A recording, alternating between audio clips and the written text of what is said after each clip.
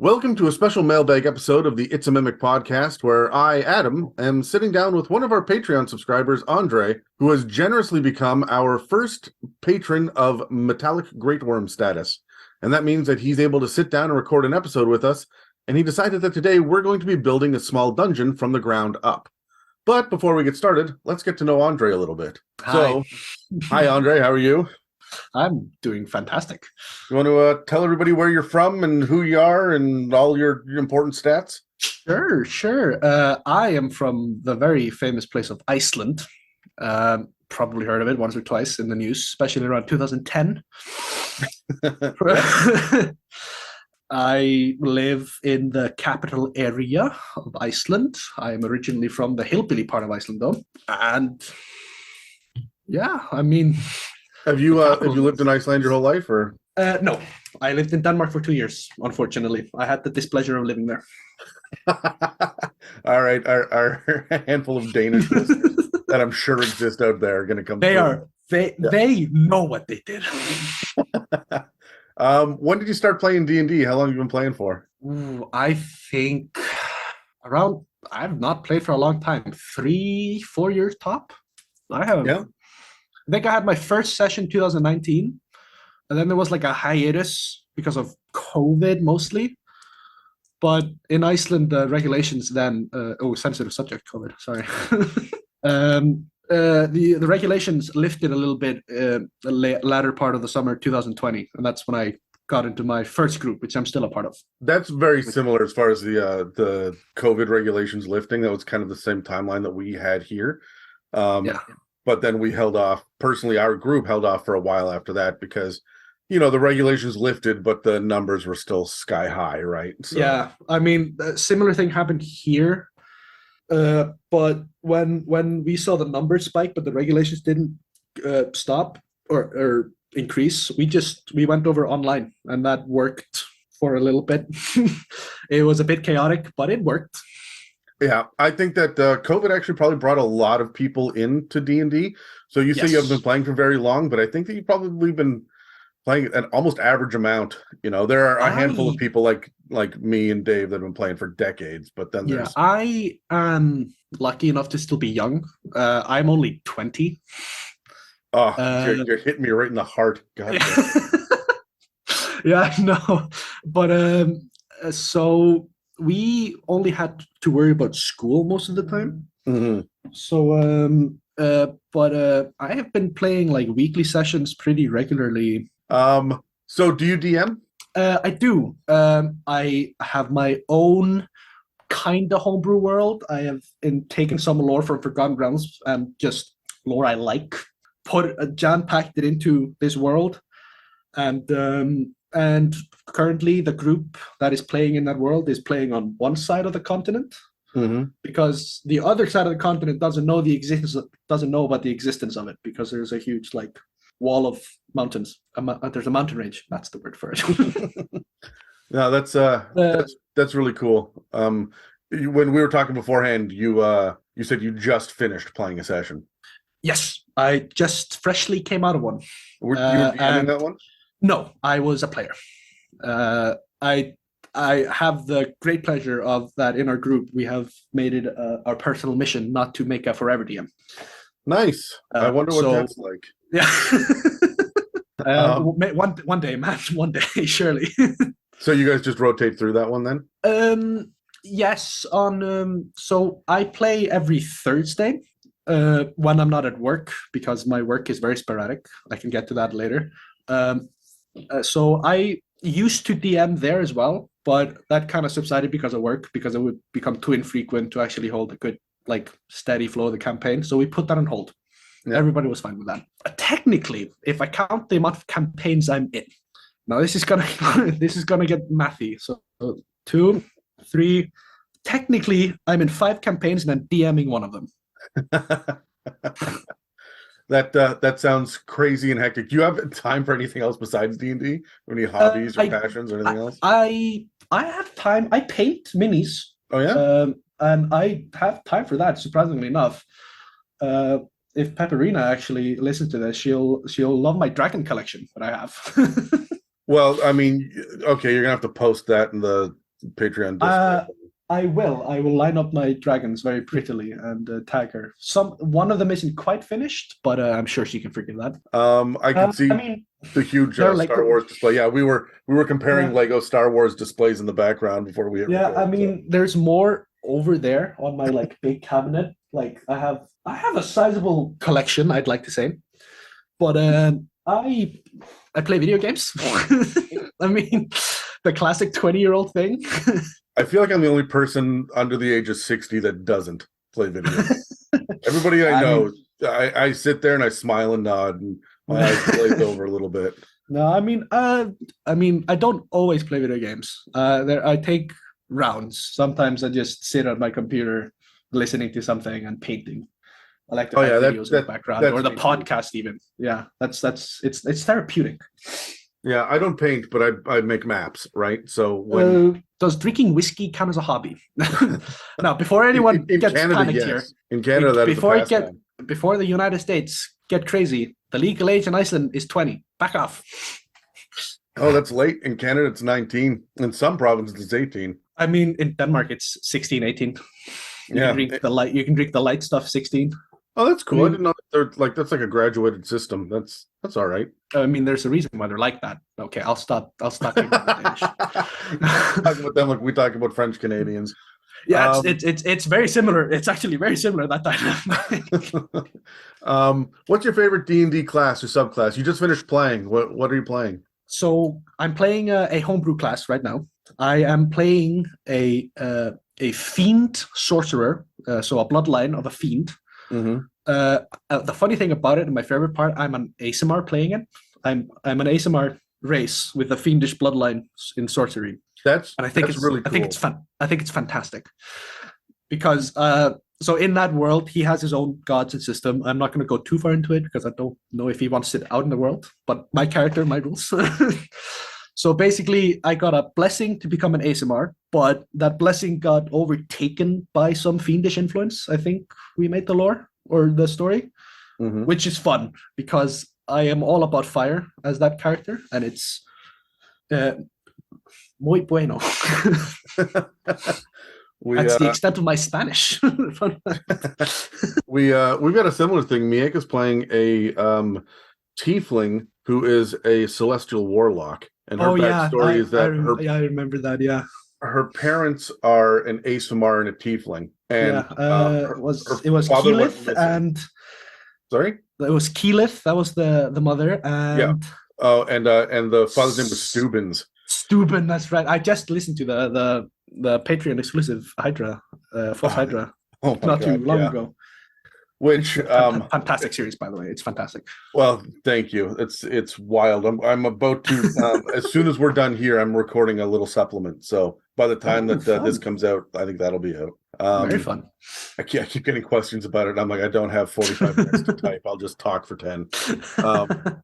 But let's jump into this today. The reason people clicked on it, which is building a dungeon. So yes, very good. First and foremost, when it comes to dungeon building, you don't have to go as deep as we're getting into it today, right? So for the average person, the average new DM, a lot of the times they come up with a very simple 3 or 4 or 5 room dungeon where it is an entrance into usually a tomb or, very simplistic catacombs, a mausoleum, where they've got to, go slightly underground and, or, it's a sewer system or kobold warrens or tunnels of some sort of cave system where goblins are. And it's a number of small rooms. Each one of them has one thing to do in it, which is fight a goblin, solve a puzzle, avoid the trap, right?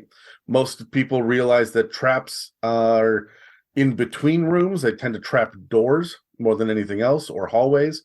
And they get to the very end, which is usually a boss fight. You get the item, you save the villager that got kidnapped, or you slay the beast, whatever it is, and the dungeon is done. That's very simplistic. Yeah. That's great for a one-shot. But I don't find that shit useful for me.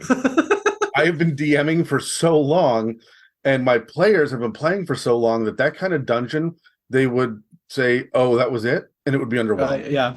The big thing that we started about when we started the podcast way back when, we were like, let's inspire people who have the material, the fifth ed material, but the fifth ed material is light. It's broad, but it's not deep, right? Not the way that it has been in previous editions. So we're like, let's dig a little bit deeper into these ideas. Now I'm sitting here going, we got to figure out how to make this stuff memorable, right? Like as a DM, the best things for me, the best moments are not in session. It's after the fact when I listen to my players talk about what happened 2 or 3 years ago, and they still remember the intricacies of an encounter or the way they will talk about a room they were in. And I'm like, that is not at all how I designed the room. It's wild that they thought about it that way.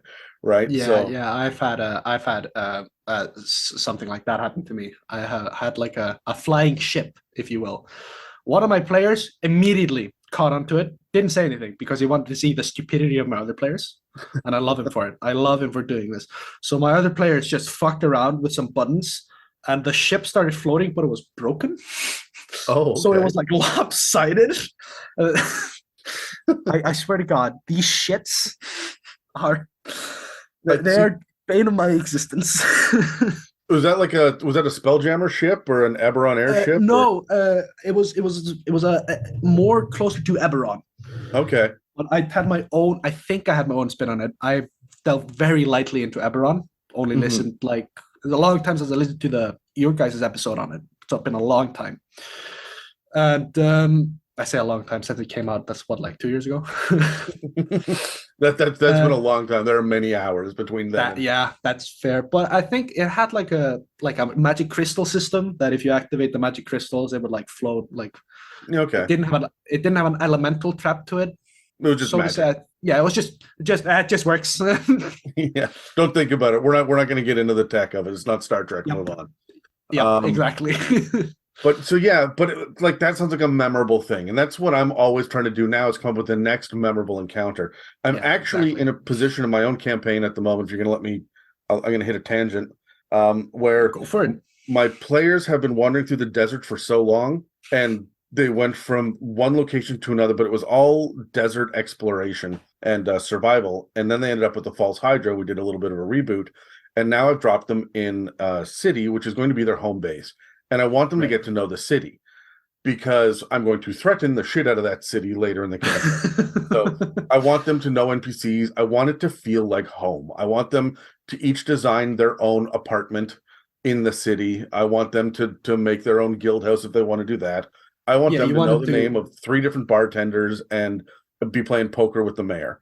Because build a life. Yes. And then I want to threaten it, and I don't have any intention of destroying it. Right. I just want the stakes to be high, and I know that half of my players won't build that kind of backstory, so we'll build it in game. So while they're doing that, what I'm doing is I've essentially conscripted them to be part of the town guard, and the warden, the guy who runs it all in the city, is actually one of Dan's old characters who's been relegated to NPC status, and so he's essentially conscripted them to be the town guard so that they're doing little one-off nothing missions while the town itself is going to be the big set piece and the memorable part. I want them to, this gives me the opportunity to give them all of the monsters that I will never use, right? Oh, with random encounters almost all of the time.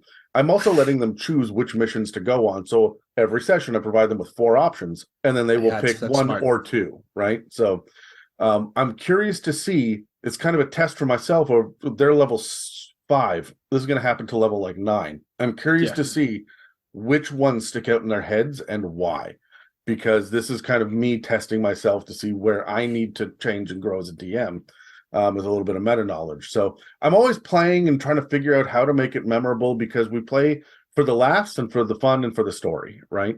Exactly. Yeah, exactly. So the unique thing about a dungeon is that a dungeon gives us the ability to not just have a unique story and a unique monster, which is what the monsters of the multiverse is. It's full of all the unique ones beyond just another owl bear. Hey, look, a kobold, right? It's all the really weird shit. So why I like the Spelljammer books. The Spelljammer books are nonsense, but I love having the booze menagerie because it's full of monsters they haven't seen. And so I will go out and buy minis and just be like, okay, what is this in the book and how can I use this? Right. Yeah, A lot of my yeah. random encounters are inspired by the minis I buy. Because it's a challenge for me. But what a dungeon brings to the table is the ability to have a unique location. And you get to design it kind of from the ground up or the ground down, I guess, is the case with the dungeon. And you can put a lot of thought and effort into it, and it will be immediately reflected in the next session, right? Instead of me building this city and slowly unveiling it for a number of months, or people that put a lot of time and effort into like a big cool political asylum or a temple of some sort, and the players don't go into half of the rooms, right? In a dungeon, they go into every room and they interact with everything. Yeah, it's a dungeon. How I look at it, it is slightly railroady because it is just the one way technically. But of course, they chose to go into the dungeon, so they're doing it to themselves. Now, there will be some people that will argue with that because I think that there's a lot of dungeons that have multiple different paths to go on. I mean, Dungeon of of the course, Mad Mage is insane for that. I mean, I haven't played Mad Mage in my defense. Of course, this is people can argue with me all they want. This is just how I see it because the amount of dungeons I've gone into is very few. But I've gone into very few dungeons. But you're still right. So Dave and Kyle and James have been playing Dungeon of the Mad Mage. James is a recent addition to that campaign, but Kyle's been there since day one. They've been playing it for like 2.5 years. They're like a third of the way through. Wow. So the dungeons are massive, but there's still I would still argue it's still linear because you have to go from point A to point B. There's a million things in between. There are all these different paths, but you still have to get to the next level and you work your way through. So it very much is linear. So I agree with you. There are different paths to go in, and you might not see every room, but there's enough of a pointed direction to it that it is railroady, definitely. I mean, even if it's not rooms, you might not open all the chests because you're not going to run across every single hidden passage or trap. Yeah, exactly. Or like on the chests, my players are so suspicious of everything I put down. I'll put down just a normal chest, and I'll go, that's definitely a mimic. I ran into that for a very, very, very long time, and I just kept giving them normal stuff until they let the guard down. So, like I stopped using mimics and dark mantles and piercers for about 2 years, and then suddenly that shit started to pop back up again. It's the same way, like the moment they start to get suspicious of every single NPC, every NPC is an ally for the next 6 months. Every NPC. Yeah, that's smart. I should do that. So let's look at the design that I go off of when it comes to building a dungeon. So the very first thing I look at is the setup. When I think of the dungeon itself, my first question is, what is the objective? What is the thing that they're trying to do? Are they trying to rescue a hostage? Are they going in to desecrate an evil shrine to an evil god? Are they killing a bad guy? Are they interrupting a ritual? Are they getting an artifact? Are they going after a magic item? Or have they just been tasked by the wizard on the other side of the continent to go explore this thing and report back? There's all sorts of different reasons to go into a dungeon besides just it's there. They stumble upon the opening and here it is. Sometimes that alone is worth checking out.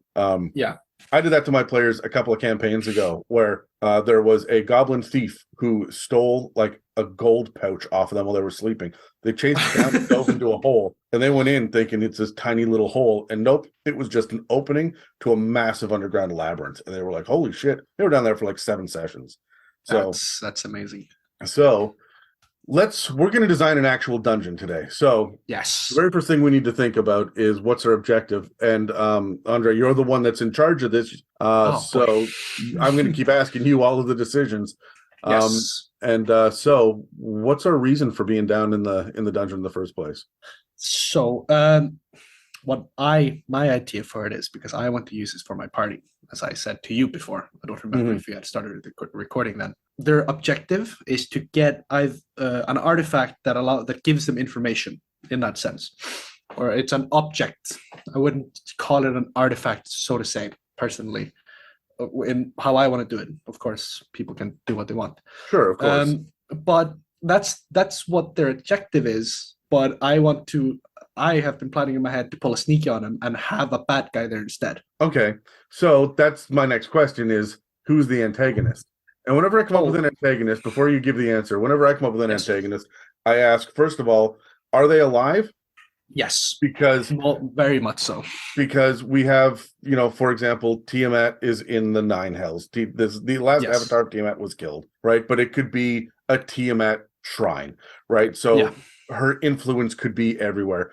Are they undead like a Sararak or Vecna, or are they very much like an orc captain, right? Or someone that's running around alive? And then I ask myself, if they're alive, do they have access to magic? If they're no longer alive, did they have access to magic? And that's going to give me the ability to design the rooms a little bit differently, depending on the kind of magic that they have. If it's divine magic, there's going to be a lot of blessings and curses. If it's arcane magic, you're just going to have weird shit like there are no stairs. There are floating rocks that get up to the next level, right?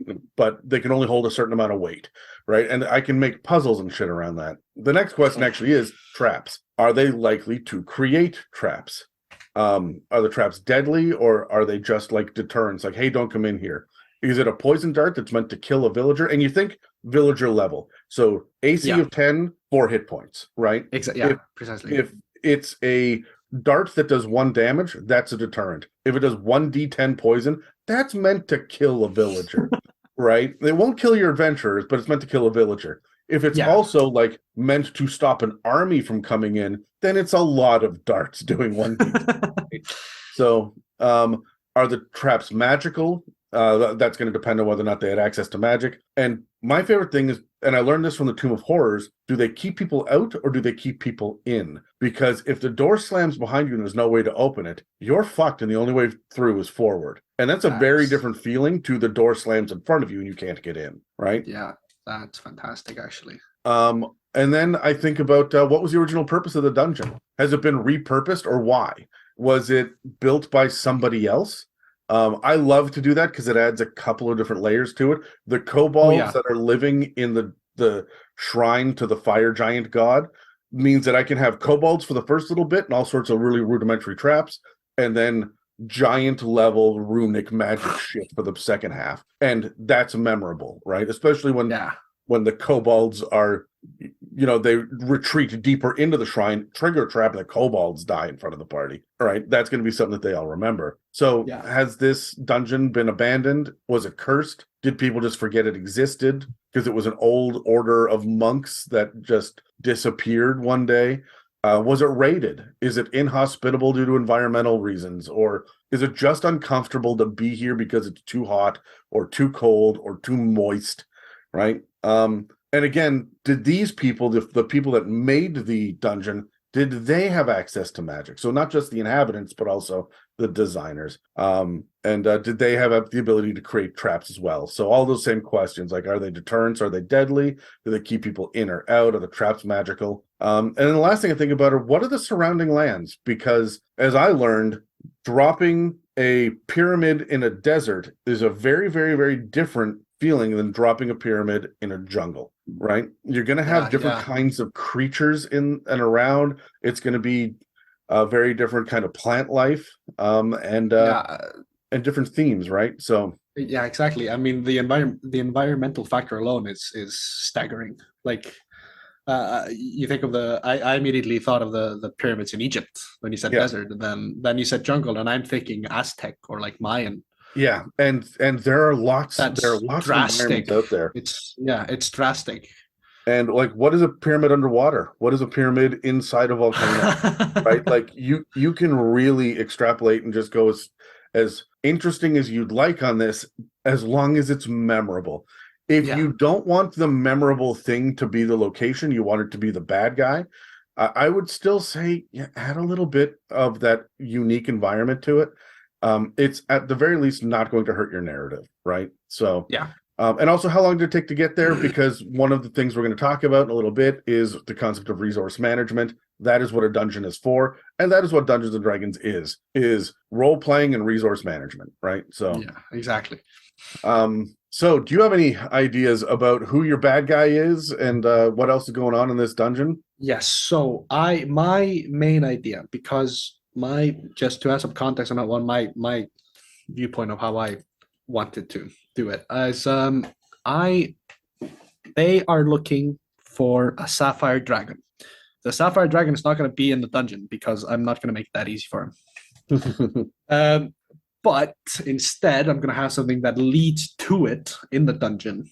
I also, but it's not going to be that easy. Again, I had various thoughts on what to have in there. I varied maybe from like a low level. I say low level lich. That's not really a thing, is it?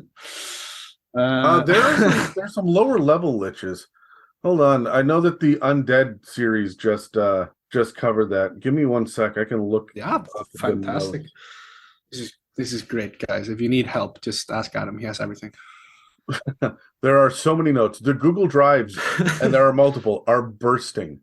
Oh, I can imagine. The lowest level lich that we get is in Ravnica. It's a CR14, and it's the Devkaran lich. And then the next one is the Eldritch Lich that Miek and I covered in the. I remember that one. That's CR15. Those seem a little bit overpowered for. What level is your party? If I remember correctly, it's been a while since we played because of my schedule problems. If I remember correctly, they're like level 7-ish. I think they might be on the cusp of 8th. That is a huge gap between level 15 and level 8. And you can homebrew the lich down. Just grabbing my book. There we go. Because I am like Terry and Peps. I love dragons. They are my favorite thing. If you wanted something that's lich flavored, that's not quite as high level, in Tales from the Yawning Portal, there's the Lesser Mummy Lord. So it says it's a CR15, but it's missing a lot of the spellcasting stuff as well, but it's still got some really nasty, deadly things. And you could reskin it to be a lich pretty easily, and it'll probably punch at about a CR13. It only has 97 hit points on average, so a level 7 party should be able to work through it, even if you give it max hit points. I mean, okay, I'll admit my this current party is homebrewed to absolute shit. So they are. So the CR system for my campaign doesn't work like at all. I have had them fight like when they were 6th level. I've had them fight something that was CR like 8, 9. They shoot through that shit like it was ridiculous. I feel like by the middle to end of tier 2, most parties, unless you are just starting at that point, most parties that have earned their way up have enough magic items and allies, and they've worked together long enough to know what the tactics are, that they're clearly punching outside of their weight class, which is fantastic. But that's why I like something like the Lesser Mummy Lord, as opposed, or maybe even the Devkaran Lich, as opposed to a full Lich, because that'll be CR 14, 15. You might be able to knock a couple of them down, but you shouldn't necessarily be killing them, right? No, yeah, precisely. Then some other ideas I had as well for bad guys was because I remember listening to the Sapphire Dragon episode very recently, because I think that one just came out like a few weeks ago. Yeah, I think. Because I remember they changed layers. I remember that part that stuck out for some reason, and I had thought, because Sapphire Dragons are very territorial and strategic, that they would do traps. They would make a standard dungeon. But because I like to be a pain to my players, like any good DM, because that is an already made layer, so to say, or in this case a dungeon, because a layer should be a dungeon. How I feel about it sometimes, like if you are making your way not in the same sense, but it should like. You have the same level of having to travel through it, and there are portions of it to interact with before you get to the center. Yeah, I mean it's not the same. It is not a potato and a potato. There's a difference, of course. But an idea that also flew around in my head was putting a deep dragon in there, because I find deep dragons very interesting. They're very fun. Deep dragons are awesome. Yeah, they are the purple dragons of previous edition, aren't they? I think that was the lore. Yeah, they're from the Underdark as a general rule. So you Yeah. could have one that they burrow, right? Like that's their thing. They do. Yeah, they do. They do everything. Actually, they burrow, fly, and swim, and walk. They can't climb to save their lives. But I mean, do you need fly? Do you need climbing when you can fly? But you could definitely put like an adult deep dragon. Yeah, that's CR11, right? Yeah, I had that open right here. Yeah, CR11. You're absolutely right. Incidentally, I do not have an encyclopedic knowledge of this. I just have I just have years of notes that are easy to navigate. Yeah, that's fair. I very rarely bother with notes because I chaotic with my stuff. It's thrown all over the place. My desk is a mess, but I know where everything is. My computer is far more organized than my personal life because who has time to do dishes when I've got D&D notes to do? Precisely, amen, brother. But okay, so do you want to put a deep dragon in there then? I think that could be really funny because the deep dragons is that was the spores one, yeah. It has spores and like it's honestly out of the new dragons, it's probably the most interesting ones. I haven't had the opportunity yet. I'm really interested in looking at the death dragons from Dragonlance. That's the next one that's got me interested. That's right. Dragonlance just came out recently. Yeah, I have the book. I know what the art looks like. I've skimmed over it, but I haven't really sat down and mulled it over. So, okay. So a sapphire dragon created this lair, but an adult deep dragon moved in. Yes, I think that could be a fun because I know that my players are expecting a sapphire in there, which is fantastic. So that's really cool. One of the things we can look at then is kind of the layer actions and what they might have in common, the regional effects as well. Yes, I will see if I can find it in my book here, my fantastic Fizbin's book. So yeah, it's all about let me see. There's something about not being able to harm, if I remember correctly, anything that contains knowledge, like scrolls. There's something about dreams. I think it just means that you don't sleep well, but I would use that as an opportunity to do more things and like give messages or make them roll Constitution saves to get a full night's sleep. And then the last one was about extra growth of like fungi and foliage and whatnot around as well. So yes. That is off the top of my head, but it is because I just edited that episode a couple of months ago. So I'm still trying to find the page. I can't navigate a book to save my life, apparently. I am looking at this. So is our deep dragon going to have followers then? We have to fill the dungeon, right? So that's right. Yeah, I mean kobolds. That's an easy one. I feel kobolds, cultists, and half dragons tend to be good ones. We also have the ability to use draconians from Dragonlance as well because they're a little bit beefier than. I mean, I think. I mean, what deep dragons are not stupid, if I remember correctly. I just had it open. They are not. Oh no, their intelligence is above average. An adult deep dragon has a 16. Yeah, there you go. Yeah, I mean, even though it might not be a lore like Forgotten Realms, the Forgotten Realms is interesting, but yeah.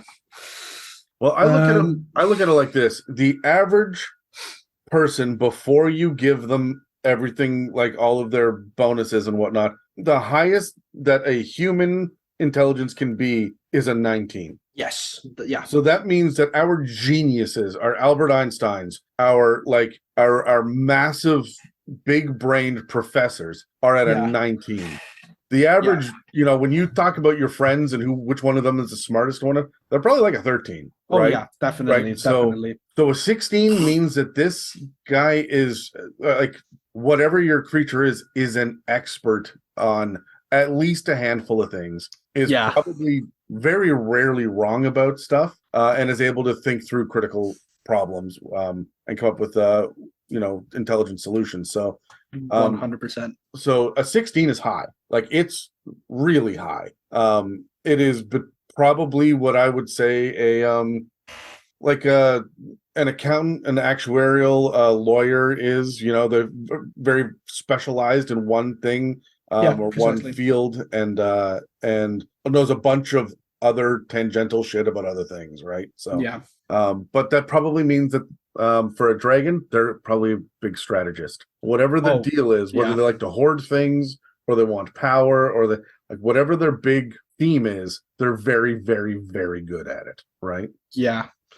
I mean, dragons. That this is an adult. He's been living for what? Hundreds of Almost almost 1,000 at this point. yeah. So he definitely in that time could have at least gathered some following, some cultists. Like, oh yeah, as a matter of fact, he should have a connected. Oh, let me see if I can find it. adult dragon connections. Here it is. Yeah, there you go. So I would take one thing off of the adult dragons, one thing off the young dragons, one thing off of the wormlings, or even two things off of the wormlings. And that'll tell you kind of, because as they go, they gain more and more followers, right? It should be a cumulative build, right? So do you want to select something or do you want to roll randomly on the tables? I think rolling is honestly the best part of D&D, so why not roll for it? Let's see, a D6 to start us off. A 3. A deep dragon wormling whimsically rules over a worshipful group of kobolds. This is perfect. Sending them to the surface to fetch delicacies the wormling craves. Jesus Christ, I'm not good. Well, okay, so a large group of kobolds. All right, so Yes. that's one. That's perfect. What's the next one? So 2 from wormling. Let's go with that. Why not? Actually, I just see number 5. That's just fun. What is it? A deep dragon wormling with an experimental bent has created a garden of gray oozes. Love it. Yep, that's fun. I love oozes. They're so much fun. I don't like being against them though. Bad memories. bad memories. Fun for dungeon masters, terrifying for players. Yeah, precisely. All right, what else? What else do we have? For a young dragon. Young, yeah. Is that a D6 table? That is a D6 table. Let's see. A 1 of this. Oh no. A young deep dragon has captured a number of Kuatoa and decided to try them out as servants instead of eating them. Oh, why not the Kuatoa? That is going to throw the players for a damn loop, which is fun. Oh yeah, that's just fun. That's fantastic. I love the Kuatoa mostly because they frighten everybody who knows what they can do. And what do we have for the adult dragon followers? Let's see, a D8 table. I hit my mouse. There we go. A 6. A spirit naga desperately wants to claim the key to a mysterious underground door from the hoard of an adult deep dragon. That is intense. Okay, so I think it serves my party right. yes. So but they want to claim it from the adult deep dragon, right? So that's a possible like ally that could like backstab you. Like I really like that. Okay, it's not a friend. Your enemy of my enemy is my friend type situation. Mm-hmm. So here's the thing that I'm going to do, and I'm not going to get super noodly in it right now, although I would if I was designing it myself. So, Andri, you should take notes here. Look at the layer and the regional effects of a sapphire dragon. Yes, that I have. And then have that decay and become decrepit, and then replace it over top with the layer actions and regional effects of an adult deep dragon. Yeah, if you can tell the party ahead of time for the sapphire dragon, this is what you're looking for, and they come across the fact that it's technically there, but it's in ruin, and there's something else here instead. That's going to add different levels to their exploration, and that's a clue early on. We'll see if any of them are able to figure it out, right? Yeah. I mean, I know one of my players can figure my shit out real quick. There's always that one, damn it. Yeah, but luckily enough, he loves his fellow players. He loves to see them struggle. So that is a future dungeon master right there. That's what that is. Oh, he is our Pathfinder DM. I'm in a Pathfinder game. I forgot to mention. Well, we won't hold it against you. The surrounding lands. How long does it take to get here? Okay, so my thought is that it was going to be not too far away from the capital itself. or a city. Let's just say a city. Just to, let's not get too specific here. Not too far away from a city, because sapphires, as territorial as they are, they, if I remember correctly, don't mind people as long as they're left alone from like their lair. Yeah, I think as well though that we've got to. It can be geographically close, but there has to be a barrier Yes, between. 100%. Yeah, So I on was an thinking like island or on the other side of a mountain range. an island would probably be a lot of fun, because deep dragons, they, as much as they hate the water, they are in it quite a lot. Yep. All right. So we have an island, and so that means that we can take a ship to get there. Yes, that's fun. All right. So the next step is we got to look at our party next. Okay. So Yes. well, we have kobolds, so we know there's going to be traps. We know that there are great oozes, which will operate as moving, living traps, and we know that we've got an ally in there. So what's the ally doing in there? They're probably either captured or hiding. So we've got a couple of interesting geographical things to put in, like unique rooms. But let's set all that aside for a second and let's look at the party themselves. You said they're level 7. So my general thought process is this: when I come up with designing anything for D&D, I look at what tier they're in, and not like by the book, but what are they capable of, right? So tier 1 in my head is any group that is unable to control the action economy, right? So if they run into an equal or more number of enemies, they're going to struggle. A tier 2 party, and this is all generally speaking, this is just guidelines for myself. A tier 2 party has area of effect spells and some strong heals, and probably your rogue is really relying on evasion, and your monk is relying on other similar get out of jail free cards with deflecting missiles and shit like that. So they can be harder to hit, they will bounce back faster, and they're able to harm many enemies at once. Also, they're getting multiple attacks around if they're marshals. Tier 3 has massive damage output. They always have magical items, and they have limited access to resurrection magics, and they're likely to use it. And Tier 4, these guys have massive, massive amounts of hit points and tons of spell slots that you have to work your way through. So when it comes to designing a dungeon for these things, I look at the fact that tier 1 are probably not going to get into a room full of a bunch of enemies. If I want to swarm them with things, I'm going to give them literal swarms. So there's one kind of hit point pool that they're dealing with, instead of flooding the room with 25 kobolds. I'll do that at level 2 or at tier 2 and 3. I won't do that at tier 1. Tier 2, however, they've got area of effect spells, which means I'm thinking about the size and shape of rooms. It's not going to be straightforward, and it's not going to be square. I want the area of effect to not be able to hit all parts of the map, or are they really going to blow up a fireball for these, this narrow corridor? Yeah, I mean, knowing my trigger happy party, maybe. Right, but this is good because now they're using up their resources. Yeah, and that's what we're looking for.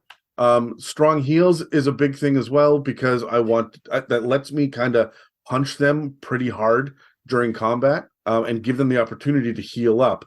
The moment that one of them hits half of their hit points, they're going to sit there and go, oh shit, who's got a health potion? Who's got cure wounds? And now we're eating through that as well. Evasion is going to be one of those things that makes me think, if I'm using traps now, I have to think about poison and acid. I'm looking for constitution traps or magical traps that are going to force a wisdom or charisma save, or strength traps, because dex are just going to get past. I'll give them some dex, but I'm not going to rely on it the way that it would be with a lower level party or a party that doesn't have a rogue or a monk. Tier 3 with the massive damage output means that I can give max hit points to all of my creatures, but I only do it for the first half of the dungeon, and this is just to eat through their high level spells, right? If they've got magic items, it means that I can get a little bit more creative with what I do, knowing what their magic items are. I don't mean a +1 weapon. I mean, they've got a rope that can jump 40 feet up in the air and tie itself to a outcropping of, like, sure, okay, now I can go up 40 feet in the air, right? I can put ledges up there, so that kind of stuff. And resurrection magic means I get to take the kid gloves off and just go to town. Tier 4 means with their huge hit points and their tons of spell slots, it almost has to be a fun house, random different rooms doing different things. And I almost have to look at things like I'm reversing gravity. I have the floor that is consistently moving and shifting underneath them. I have to, because they can change the world around them, I have to change that world in unique ways as well. Yeah, exactly. Right? So it's a good thing. Like dragons are fantastic for all of this stuff because they have spells. If we're going to give them layer actions, we're controlling the environment. We also give them a couple of high-level spellcaster cultists or servants or whatnot that can get in there and give them hallucinatory terrain or, that kind of nonsense. That is going to... love that spell. I love it too, especially when they just walk into a freaking pool of lava. But these are the kind of things that I can think about at high level. I see the criticism online a lot that you can't do dungeons in tier 4 play. Bullshit. That's all I did for my tier 4 party, right? Like, you just have to eat through resources. That's a lot of, at least in my experience, that's probably where I'm. I wouldn't say failing as a DM. I'm at a standstill with my parties because I'm not eating through the resources fast enough. Then attack their character sheet. The problem is you're attacking the wrong parts of their resources. If they have a ton of spell slots, if they have a ton of hit points, yes, they're going to use up spell slots to recover the hit points. Yes, they're just going to power through some of these hits and not retreat. But now you give them exhaustion. Now you make it so that the fire can burn the things they're carrying. Now you have it so that the NPC or the familiar gets killed or gets injured enough that they have to retreat back to the point where they can't be a scout anymore, right? Yeah, so I've done that once to I gave my druid a familiar because I personally think it's stupid that druids don't get a familiar.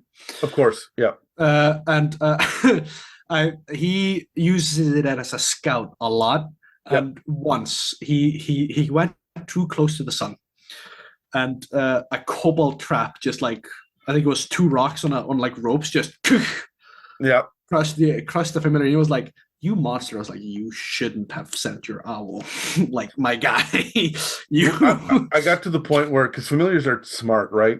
Dan's character in one of the previous campaigns had a raven who over the course of the campaign came to hate Dan because the raven kept getting killed over and over again. And of course, we just keep summoning him back. He's not actually dying. But the point was, it still fucking hurts, right? Like, stop making me do this. Yeah, that familiar has grown a disdain. Like, it's not hate yet, but it's like a... It got to the point with that character, and Mieka's character, she's Pact of the Chain Warlock right now. So I gave her a Tressum, which is just a little cat with wings, right? Nice. And that cat is, the Tressum is really interesting because we're just now getting to the point of, do we hate or love this Tressum?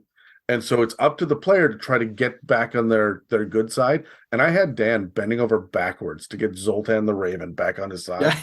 And at the very end of the campaign, that paid off, and I let him win that. But anyway, these are things to think about when you are looking at what level your party is. What are the resources that they have?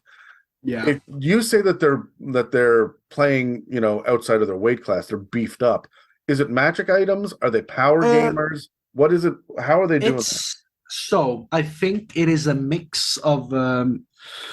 They don't have like overly stupid magic items. It's just my players are smart enough to know how to use them against me. And they're also homebrew. Like there are some stuff like with all material, you don't like all of it, so you change it here and there to make it fit and whatever. And I like to please my players. They come with an idea, I listen, I'll think about it. If they want to play it like this, okay. I mean, we changed one of my players. He's not a pacifist per se. Like he doesn't just not fight, thankfully. I mean, I think that's fine to play. I think it could be difficult, however. But let's get off of that bandwagon. That's not the right word. This is what I mean when I don't know English. You're doing great. Thank you. My English can be great, but it also just goes into gibberish. but my one of my players wanted to be like an empath. He wanted to feel emotions and try to help people, like heal trauma in that way. So he's not powerful, but his senses, like he can sense emotion before he could see the person, for example. So like sneaking has become more difficult for me. That's a definite thing I've seen. And then one of my players is like a witch, not a wizard. That's just the female. No. A witch class. It's a lot of fun. Yeah. And it's not a stupidly powerful class, but that's my smart player. He's the troll, so he knows what he's doing. And then I think I have a paladin, which is can always be a little troublesome. But I mean, the paladins have the ability to change the entire makeup of the party. Oh yeah, I play paladins a lot. I am fully aware of this fact. It's a lot of fun. And then I have one more homebrew. It's called a Dragon Rider. It's from an unofficial book, but it's a lot of fun. So you don't have any sneaks then in the party, right? Not really. I'm trying to. I think I might now. We just added a player. I think they might be a rogue. I don't remember off the top of my head. I cannot remember the last time I DM'd even a one-shot that did not have a rogue in it. It is just a default. Someone will play a rogue, right? That is just a thing that always happens. I am desperate to make a dungeon for a party with no rogue. That sounds great to me. I mean, there's a potential for sneak. There's a druid. It's not because they can wild shape into small bullshit. Yeah, but this is another thing too, is if they're going to do that, then I'm going to separate the party, right? Yeah, precisely. I do this with the familiars as well. The familiar may be able to get into the room and whatnot, but if the door closes behind them, now your familiar is cut off from the rest of your party, right? Yeah, I mean, I just remembered, my Dragon Rider is a dex-based one, so they are sneaky. They have proficiency in stealth, and they are a bit sneaky. I just remember that now. Okay, all right. So traps are going to be a factor here, but it's not going. They're not just going to blow through them, right? So, no, I mean, do they function well as a unit? This is always a question I ask because for one shots they never do as well as a party in a campaign. I think because I mean I personally like to play a little higher level, so I and they do as well. So I like the level progression was a little bit faster in this campaign. So like I mean that's just. Oh well, fuck. So I mean, because we're all friends, like nobody hates each other in this party. I think probably hate me because of the bullshit I made. Well, you're the dungeon master that comes with the territory. That's what I'm saying. I mean, first session I dropped 2 dragons on him, so like they're bound to be something. Yeah, my party, I often say I'm not adversarial, and then they remind me that I gave them 3 gelatinous cubes at level 1. So that was precisely. I mean, that's just funny though. As long as everybody's having fun, I think. Yeah. But even though it's stressful, that good stressful. Do the characters work as a cohesive unit, right? Yes. There's one outlier, but they can function well as a combat dynamic and an environmental dynamic. Roleplay wise, they all have their separate goals, of course. So so we've got a party that is in tier 2, but is actively operating like a low tier 3, right? Yes. So we can assume that they've got some massive damage output. They have magic items, but they're not crazy. Do they have access to resurrection? If they do it as it come up, like you've got a paladin, right? So there's at least some innate healing. Yes, there's healing. The druid is there. That's healing already as well. And then the witch class has potential healing and resurrection. So there is a little bit of resurrection going on, but I don't think they have any spells like chosen for that. Okay, so that means that we can hit them hard, but we shouldn't go for the kill necessarily. Yes. Down them, don't kill them type thing. Which is just disappointing, really. There are a handful of other things that I immediately think about. I'm just going to fire off this list, okay? These are things that are going to determine how I am going to design the rooms as well, and the general layout, as well as some of the traps and puzzles. So do they have access to invisibility? Do they have high stealth, or do they have familiars? That means that they'll scout. And if they're going to scout, I need to give them barriers they can't scout past, right? I'm going to reward some of the scouting, but I'm not going to give them everything. Do they have access to detect magic, detect evil and good, or dispel magic? If they do, I've got to be aware when I'm designing my magical parts of my dungeon, exactly what kind of magic I'm using where. And if they've got dispel magic, I want to have a general idea of how many spell slots they have, because if they rely on that, they're going to be able to get past a lot of shit. So a lot of the dispel magic that they're going to use early will be for inconsequential things. For example, this door is magically sealed. There's no way through it except with magic. They'll dispel magic, fine. That didn't mean anything. They could have broken through the wall beside it. There's going to be a hidden passage here somewhere. But I want them to be eating up these spell slots at this level so that they're not able to use these later in the dungeon. Yeah. Do they fly? Do they teleport? Are they able to control the different sizes for specifically movement? Because I'm thinking about it, the plasmoid can squeeze through narrow spaces. Right? Yeah, and then there's which one is it that can change? Is it the fairy that can become different sizes as well? Yes, the fairy. I think a Durgar can do the same. Yeah. If I remember correctly. So if they are playing one of these things, they're going to move differently, and you've got to be aware of it. I'm going to immediately start thinking in vertical dimensions as well. Oh yeah. And I'm going to not have vaulted ceilings everywhere, but I will in some places just to reward the flyer. If there needs to be an impassable thing that nobody else can get past, because the lever's on the other side of the force field. You pull the lever, the force field drops. Great. The teleporter gets to do that, showcase their ability. Fantastic. Right? Yeah. And then I want to think about, are they going to use proper battle tactics? For example, do you have a battle master in your group? That just changes everything, right? So, yeah, exactly. I mean, I've played a battle master, or I have. It was a battle master. It changed the way my DM had to think a lot. Yeah, and when it comes to them using battle tactics, I'm now aware of: am I setting up things that they can take cover behind? Am I giving choke points to the dungeon as well? Beyond just narrow corridors and doors. Are there other places for them to strategically wait and ambush?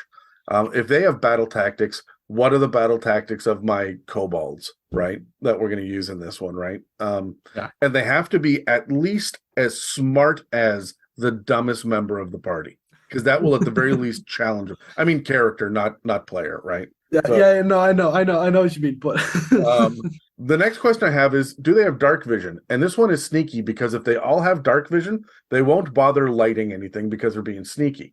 Yeah, if I remember correctly, dark vision is just grays, isn't it? It's just grayscale, except for tieflings who see in red, right? So is that an actual thing? Yep, that's an actual thing. So what? That's so cool. I did not know this. That's actually so cool. So they are, if I'm going to give them dark vision, or if they have dark vision, I'm going to give them puzzles that rely on there to be a light. Like the colors on the mural will point to a specific thing. If they don't light anything and they just look around, it's all in grayscale, I'm going to hold that against them for being able to just see in the dark and keep their other hand free. And then the last thing is, do they have access to NPCs and other help? And if they do, I get to change things and I get to threaten other things in different ways. And remember, no NPC should be an automatic ally that just says yes, yes, yes. Have an NPC be a coward, have an NPC get injured and need to retreat, have an NPC pick up the loot and say, I'm going to take this back out to the front. I'll catch up with you in a minute. Yeah. And then they never come back because they got, and they're going to, oh my God, where's the NPC? And they find them outside, with 3 tied up kobolds. It's like, I captured these guys. I couldn't leave them, right? Like, we don't have to kill them. Exactly. Yeah. We just have to be able to threaten their ability to help the party. Yeah. So, also, the more NPCs that you add, the higher the CR goes. So, I feel really comfortable right now with this adult deep dragon, knowing that these guys are a cohesive, high-powered unit. So they are so far both of I've DM'd 2 groups, so it's this one and another one. Both times they have been punching above their weight class, and it's ridiculous the shit I have to go through because like before I started listening, I was just a player. I just wanted to have some fun here and there, just listen. And then I became a DM. I was like, oh my god, I get Adam's pain now. It's horrible. This is awful. Hey, it's not pain; it's an opportunity to experience pain. So so let's talk for a second about the dungeon itself. Now let's get into the actual Yeah. the actual designing of it. So the very first thing I want to think about for every single area is how big is the room, how big is the corridor, right? So we're going to have essentially two different kinds of areas for them to move through: rooms and corridors. Corridors, if there's something to interact with, then that is just a long, narrow room. If there's nothing to interact with and it's just the ability for them to get back in a marching order, who's in front, who's behind, who's got what light source, where's the healer, is the flyer above them, are we sending a scout ahead? If these are the conversations we're having, you're in a corridor, right? Yeah. So, but the moment that they're like, all right, we're in this marching order, and a trap goes off, or there's a mural on the wall that is a clue that they need, you're in a room, right? So corridors are nondescript hallways, essentially, that just kind of break up the room by room encounters. Not every dungeon has corridors, but most dungeons will have at least a couple. Yeah. If you're dealing with a small mausoleum that has, the knight that is the knight of legend that fell in a great battle, and so they've created a shrine to him, and all of his followers are entombed in the first section and he's in the back, there's probably not a long ass trapped corridor between them. It's probably just a door at the end that leads to the next room, right? Yeah. However, when you're dealing with kobold warrens, it's nothing but corridors. You might get wider corridors where they sleep, but it is just tunnel after tunnel after tunnel, right? So yeah, exactly. So this is kind of what we think about kobolds when it comes to size. And again, remember, we have to think vertically, and we have to think that every room, if there's a barrier, even in the middle of the room. I recently did this in my Call of Cthulhu campaign, where they walked into an underground crypt, and there was a giant, like, grate, like a kind of like a portcullis, but it had been sectioned off, and they had to squeeze through a tiny narrow area into the second part of the room. They could see the far side, but they couldn't get past this gate unless they went one at a time into this area, which was full of this deep evil, and there was magical nonsense going on over there. Yeah. I had to treat those as two separate rooms. The people on this side of the gate could not interact properly with what was happening on the second side of the gate, right? So when we're talking about rooms, we're not necessarily just talking about the architecture, like this is the room itself, right? It could be a cavern, it could be a number of platforms from one to the next, each platform operating as a separate room, right? And we have to think about how we're navigating from one to another. The rooms contain usually one thing for new DMs. If I have less than two, I'm not doing my due diligence at this point. But let me list off. I've got a list of 9 things that I tend to pick and choose from. So the first one is a unique setting. Is there a lava waterfall? Is there a floating gem in the middle of the room? Is there is gravity backwards, or is there a huge gust of wind coming from nowhere? Or is it full of mushrooms? Right. So a unique setting, and remember your senses. It doesn't all just have to be what they see. It can be what they smell, how warm it is. Is there a feeling of imbalance? Like, well, can they move at double speed to the left but half speed to the right? Shit like that, right? So, and also keep in mind too that with the unique setting, you can have slants, or you can have different platforms, different heights, but not everything has to be in a perfectly even, cleanly swept floor. Other than that, I worry about traps or secret passages. I consider that to be one thing. Secret passages and secret compartments are just traps that don't hurt you. Hostile creatures and hostile plant life is one thing. In plant life, I include fungi as well, and oozes, like the green slime. Green slime isn't really a creature, but it's trappy, right? So it's hostile. There's neutral creatures in plant life. Not every single piercer is going to attack the party. They may just be able to have barely enough intelligence to realize, I can't win this fight. I'm not going to do this. Piercers are what again? Now my D&D knowledge is. Piercers are those things that camouflage at the top of caves that look like Oh, right. stalagmites or stalactites. I can never remember which one it is. And they will Yeah. drop down on people and eat them, right? So Yeah. I think that yeah. Okay. Now they're very I similar think to dark mantles like that. So I think I was thinking of a roper is very similar. and a If I'm not roper too, mistaken. although ropers are beefy enough that they're probably going to try to take on everybody. Yeah. That's why. Yeah. But no, piercers, like if you take a giant centipede, if you get close enough to it, it may try to sting you or bite you or something. Oh But yeah. keep your distance, it may just fuck off and do its own thing, right? Yeah. Especially if it has a bunch of other smaller centipedes around, they might all just run into the hole in the wall. And then there's friendly creatures in plant life. Friendly plant life is anything that gives you the ability to get rest, heal hit points, or create a barricade, right? These are resources that the plant life or the fungi provide you. There's also hazardous terrain issues or hazards themselves, like, for example, flowing lava, or it's difficult terrain because it's knee-deep water. There are puzzles and riddles. There's items, either good or bad. Sometimes those items can be traps, but most of the time I think of items as something that the players can pick up and interact with. And then I think about the lighting and the obscuring environment. If there's thick mist, if there's just a ton of water pouring into the room, like a waterfall or something, or if it's magical darkness, right? These things will all affect the party in different ways. So I tend to pick 2 or 3 of these when I'm coming up with whatever the room is. I'd like to think about the function of the room first, and then what is in here, right? Yeah. Also, we have to give the idea of sectioning it off so that we can grasp on to the functionality as a room itself.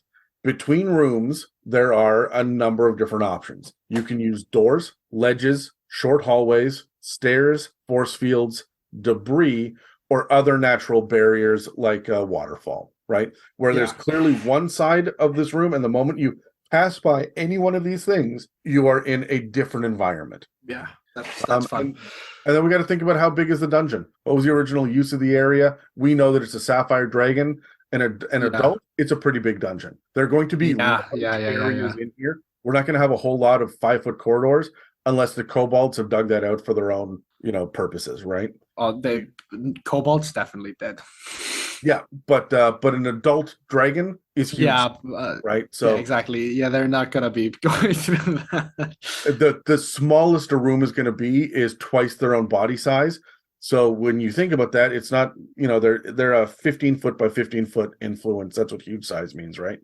So a double is 30-foot by 30-foot. So we're doubling it, like we're squaring it, right? So so there have to be at least a couple of places that are that big, probably bigger. And then we have to think about the party resources. Do we want them to be forced to take rests in here? Do we want that? And if so, do we give them areas to do that are safe?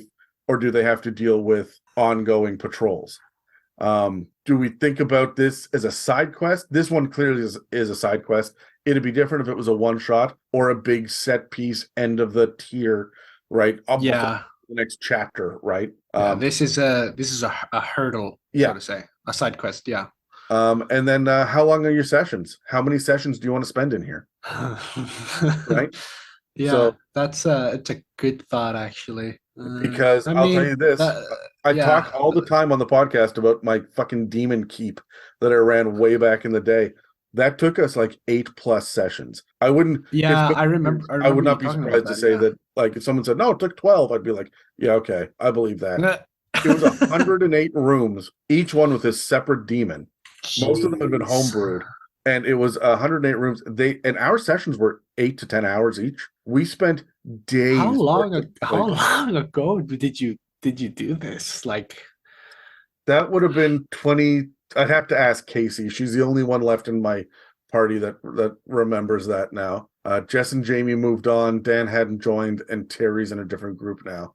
But I'm going to say that would have been 2017, so it was 6 years ago. And we were doing that every other week for 8 to 10 hour sessions. Wow. Yeah. That's, I think, the longest my session has ever session I've been in has not gone longer than I think 5-6 hours. Miek and I So sat down, and it's different because it's one-on-one, so it's far more yeah, granular. But we sat down and exactly. did a 18-hour session one time, where at one point we just got up and moved to the couch, and she took her dice box and some D20s, and we just sat Yeah. there and role played out a number of Wow. scenarios where she would roll every once in a while. But like, I have Wow. Wow. this Wow. because of the way that I prep, I can go forever. I will run out of maps and I have to hand draw them. But Yeah, like, I don't prep. I'm just very good at improving. well, that's it too. Is I also have acting Yeah, I experience. mean, I was an actor for 12 years, and I taught ah, classes on improv. Like, I can sit there for a while yeah, and go through. I am. I mean, I prep, of course, but I'm probably closer to Dan in prepping. Like it's very minimal, and then just make shit up. I think that is common. I think that's for most Yeah, people. So and I think like this PDF that I'm looking at, especially, this is something I should probably have to to I think I'm prep. actually going to put this up on the Patreon. Ooh, that would this would make my life so much easier. Um, so Because I don't know, like I mean, the people that are listening, they don't obviously see this. This is an audio format. This is so detailed, you wouldn't fucking believe. yeah, most of and this is nothing. I want to say I'm trying to remember what episode it was that we just recorded. I can't remember now. Pepperina turned to me. It was a dragon episode on. Oh hell, I can look it up, but I'm not going to.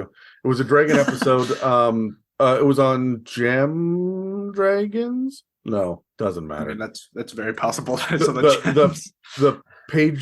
the page count was 17 pages of her own notes. We did the one on traps not long ago, episode I want to say 212. And That's about Kyle right. looked at me halfway through it and he said, oh, we've only covered the first topic now. Like there's the other half of this conversation is natural hazards. Can we just break this into 2 episodes? Because it's too much. I'm like, yeah. Like we Jeez. break up episodes a lot. The first time we did that was the Beholders episode. We were going to cover 6 or 7 Beholders. Now we got through 3, right? So, Wow. which is why we take these notes because we'll come back to record this again, like the second Yeah, half or exactly. something, like Yeah, 2 I months don't later. blame you. I don't blame. I mean, D&D is very vast, like you said earlier. So I'm not surprised that, for example, same with the what I think it was the elves episode. You had to split those up, Yep. off to the races. Yeah, you had to split a variety of them up. That's Yeah. insane. Yeah, That's they're I that could, the Forgotten Realms episodes. There were 3 of them. They're the reason that Dan quit the podcast. yeah. No, I remember you mentioning that There in was was it the so False much Hydra? to it. He Yeah. prepped for months for those, and in the end, he was just skimming over topics. We did Yeah. not have the. We should have done a 15-part miniseries for that, but like, Yeah. there's I just so mean, much. what can you do? You everybody. I mean, I'm not trying to like outstand here or like be mean, but like everybody thinks they can do more than they really can. Well, Like I am guilty. I'm guilty of this. I can. I think I can do more than I can. the problem when it comes to lore specifically, we're totally off topic now, but the problem when it comes to lore That's fine. specifically is we can be, and I try so hard to not do 3 things on this podcast, right? And this is, Yeah. you'll notice at the very top, if you scroll all the way up to the PDF, there are 5 words in italics on the right, and these are Yeah. our mission statements. And so we try really hard to not do top 10 lists, best and worst of, Yeah. and lore dumps, because there are already a million podcasts out there that are going to teach you what's the background in Dragonlance. I have been Yeah. looking at the Exactly. Dragonlance episode that we're going to release. That we haven't recorded it yet. It's a Dragonlance breakdown. We're not going to do the history of Dragonlance. As I'm sitting there doing the research, I'm listening to other podcasts, and I'm like, Yeah. which one of these 9 podcasts or 150 YouTube episodes do I want to Yeah. invest Exactly. in to do my research? And I'm like, no, that's not what this is about. We do, what does fifth ed offer, and how can we inspire from there, right? So Yeah. Exactly. I think it's a great English. I know how to speak it most of the time. yeah, it's It is. the method we go with, but it means that we have trouble striking the balance sometimes between describing how Yeah. traps work or talking about the lore of the Lords of Waterdeep. How much do we get into that before we can just say this is not necessary for our own inspiration. Yeah, right? exactly. I mean, there's only so much you can do with, yeah, exactly that. So, but speaking of our own inspiration, let's jump back to this dungeon. The section here that says the dungeon, which is about room and corridor size. Let's look at this, but let's actually build it. Yes. How many rooms that we have? I think is going to depend on how we decide to build the dungeon itself. But the very first thing that we have here, which you've decided to do something unique, is the first part of the dungeon should always be a unique one. It should be one of the most, like the first room and the last room should be the most unique. And the first room is actually not the first room inside the dungeon. The first room is the area immediately outside the dungeon. Right, yeah. Because that's where you're going to interact with the exterior of the dungeon, whatever traps, whatever guards, whatever it is that's out there. This is the first thing. We're heading to an island. What is that island? Ooh, it doesn't have to be super large by square footage because we're going to go underground. I mean, it'll be deep, right? But yeah, exactly. I mean, because I mean, living on an island, I know a thing or two. Because I think because I don't want it to be like super far off the coast, because then you're just making it a hassle for both you and your party. It depends. Do you want there to be overland travel? And if so, there's all sorts of rules in Ghosts of Saltmarsh and Tasha's and the DMG about traveling and about water and ships and whatnot. If you want to spend a session just getting to the island where you get to fight Sahuagin, or there's going to be a marrow that pops up. If you want to do a set piece there, you absolutely can. But the difference is you're on a ship, you're not moving. The bad guys come to you, you don't go to them. Yeah. It's essentially a defensive thing that you're doing, right? So you can do that, that's fine. But whatever provisions that you would normally need, like how many days of rations, all that's in the ship's hold. We don't have to worry about that level of resource management at this point. It also is going to come with NPCs that run the ship, right? So well, I'm not so much worried about how far away it is from the island, because that's its own separate thing. It is the moment you step off the ship, you get onto the island. What's the first thing that you encounter? Is it tropical? I see. I understand. Is it an iceberg? Is there a volcano on it? Is there and you can choose. It doesn't really matter what it is, but know what your theme of the island is, and whether or not there's evidence outside of this dungeon that the dungeon is even there. So I am thinking, obviously living on an island, this point again, I'm thinking I wanted to be like, I don't want it to be completely desolate of life, but I want it to be like a newer island, like a new volcanically, like on the newer sense when you think of like Earth. I don't know, because it sticks out because in Iceland we're a volcanic hotspot, and like not even, I think 60 years ago we gained a new island because of volcanoes. Yeah. So because that's just how it works here. Yeah. Every once in a while, the Earth poops out a new island. Yeah, exactly. But like I think it's fun to have it like not desolate, but there's new life. Like there is shrubbery there. It's beginning to become that. Yeah, that makes sense. Sure. Yeah. The thing about it, I'm looking up Deep Dragons right now, and they've got they should have regional effects. Let me see. They definitely do. Oh, sorry. We should look up Deep and Sapphire. Yes. You look up Deep. I'll look up Sapphire. Alrighty. Let me see. I have the Sapphire. There it is. Okay, you got Sapphire. I'll do Deep then. Or was it? Oh, was it the opposite? I'm so sorry. It doesn't matter. That's fine. Regional effects. Where is it? That's layer.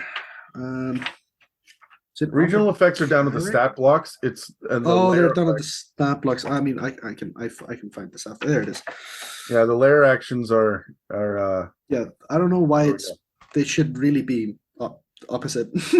All right, so with the area around the regional effects, we want to play with at least a couple of them to give kind of a heads up for the Deep Dragon. So we're going to layer this on top of the regional effects for the Sapphire Dragon. So the regional effects for the Sapphire Dragon, I saw that one of their lair actions there was that it's like choked with cobwebs. There should be spiders around. They've been driven out, but there should be spiders around. So there's you're exactly right. Here it is. Thriving wildlife, giant spiders, a sapphire dragon's favorite prey, are attracted to the area. So I think that we have an island with. We also have a whole lot of verdant growth, is what it's called, the regional effect for deep dragons. Which means that we're dealing with spores. We want them to feel unique. I don't want to give them shrubs. Let's give it just a volcanic. It's almost barren of vegetation, except it's covered in fungus and mushrooms. Yeah, that's fun as well. Yeah. I'm gonna write. I'm writing this down. Living in and among these, and those mushrooms can be huge. They could be like twice the height of a person, right? And living in and around them are spiders. I'm going to creep my players out. I love it. Yeah, half of the listeners are just like, fuck that, I'm out, not going. I mean, I'm afraid of spiders, but I'm loving this. This is great. Now I can project my fear into others. That's fantastic. The interesting thing about Dragon Lair is that your point of entry, if we're on an island, your players need to come in from above, right? They sink down into the lair. The dragon also needs to get in there somehow, right? Which means that if they're going through the same point of entry as the players, that means that it has to be big enough. There has to be a very clear, massive way in for a dragon. Exactly. Which means that we're not doing a dungeon at that point. We're doing a giant tunnel, right? Yeah. I think. I mean, if we're going with volcanic, I mean, there's always going to be somewhere where the magma or lava at that point is spewed out. I mean, somewhere around there would be the ground. There is. I'm not going to say more sensitive, but like it is, because in and around volcanoes, there are just craters because of here goes my Icelandic volcano knowledge. Fucking racking up. The other thing too that we can do is we can look at the idea that, does a sapphire dragon have a swim speed? It does not. It has a burrow, however, and a fly. However, I think, if I'm not mistaken, I'm just looking at the art here. It looks like it has some water in and around it. I don't think it minds water, but it doesn't have a swim speed. What are the? Yeah, I mean here I'm just looking at the sapphire dragon lair like the get in Fistbends.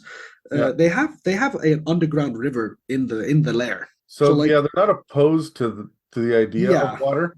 We should have a water entrance, right? Yes, 100%. And with deep dragons, because they burrow and swim, it could be like a cave sort of thing, like it goes out under the island of some sort. Or we don't have to worry about this at all, because with the Sapphire Dragon, one of their lair actions is they touch a section of stone up to 30 feet in any dimension. They can shape that stone and close passages and stuff. So there we go. Perfect. Perfect.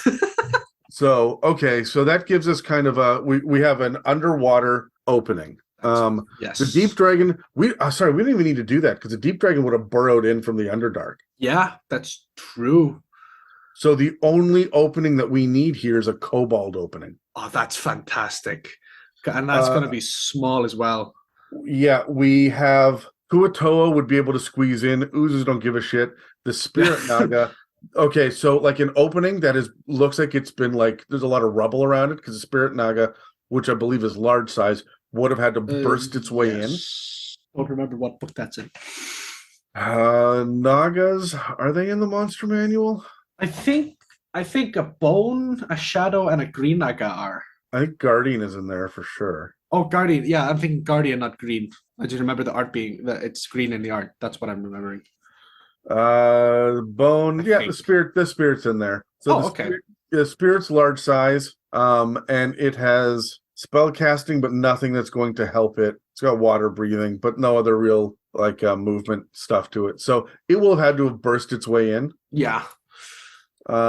All right, so it bursts its way in. Spirit Nagas are so nasty. I love it. And so that gives us kind of an idea that the opening has to be slightly smaller than a large size creature can get through, because it'd open it up as much as it needs to just squeeze through, right? Yeah, exactly. So it's not going to make any other people have an easy time getting anything larger than it have an easy time following it. Yeah, but that means that our opening, our entrance into the dungeon is a hole. Yes. Somewhere on this entire island here of fungi, mushrooms, and spiders with volcanic shit.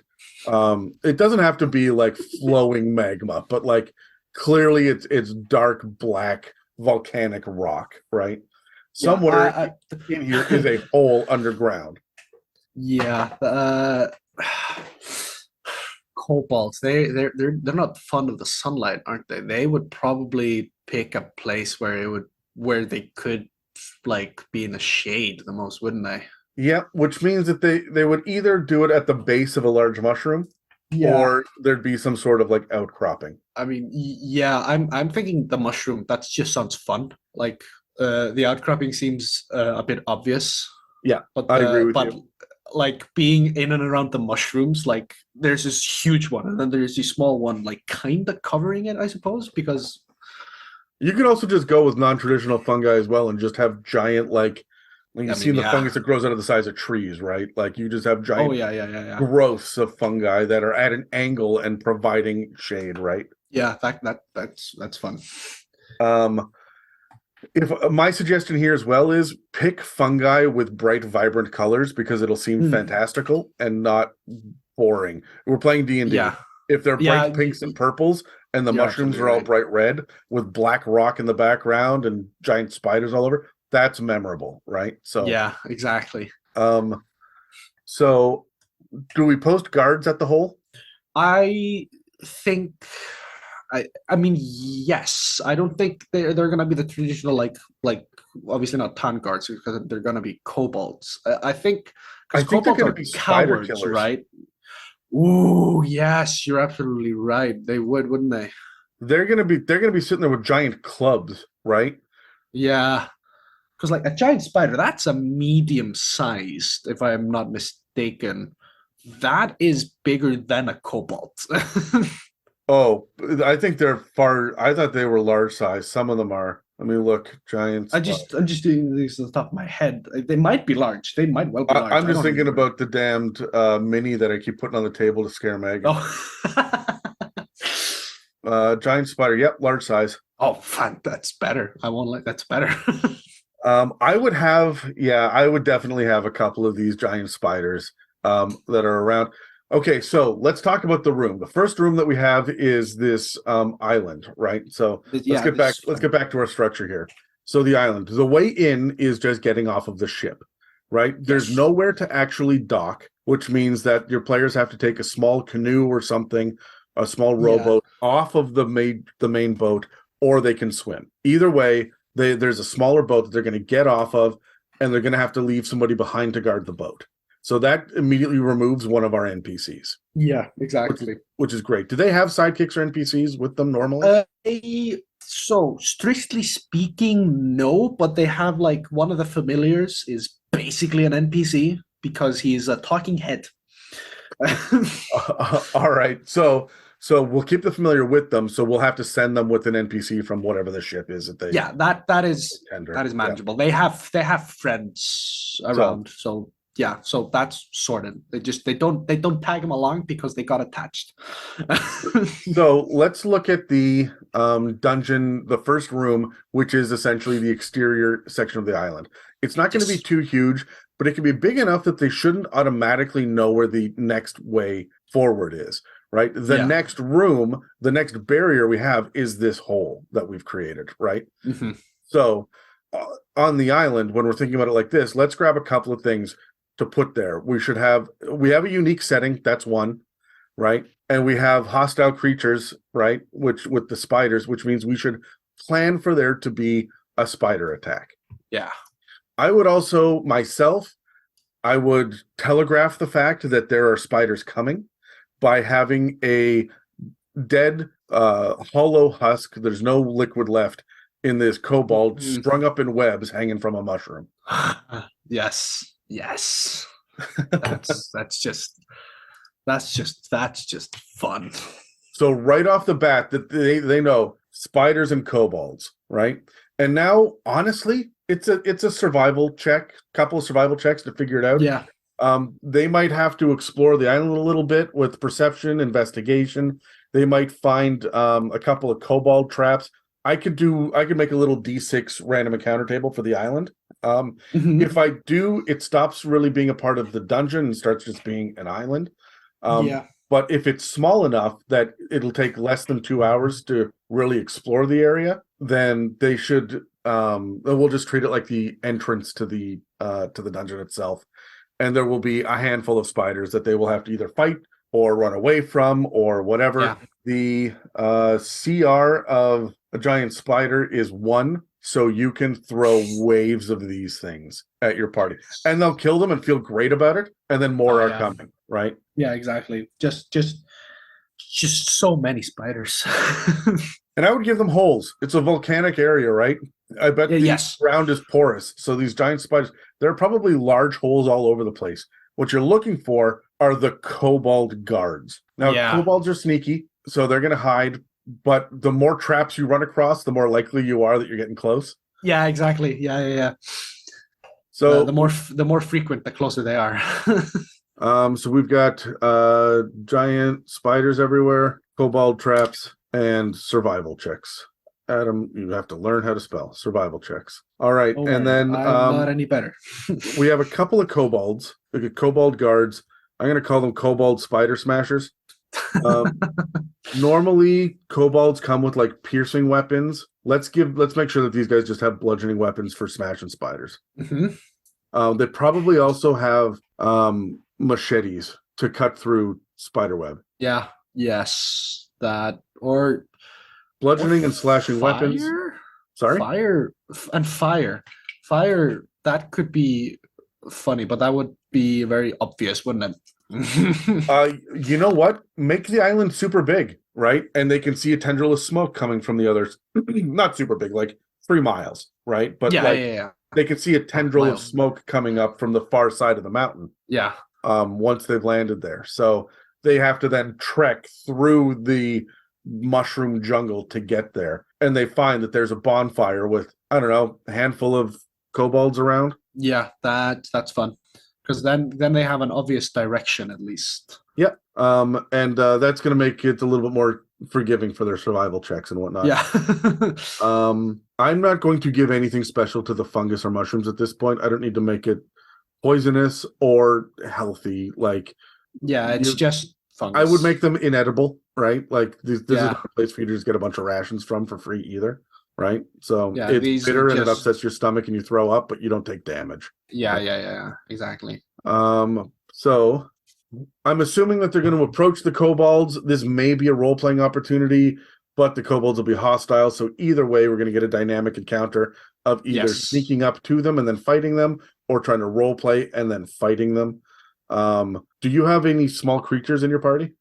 Small creatures? No. Goblin, kobold, fairy? No, they're all tall, medium guys. Good, because you know what that is? A delicious meal for our Lord and Savior, the Deep Dragon. Yes, it is. Right. So, and that could be enough. We can feed them something besides spiders. Yay!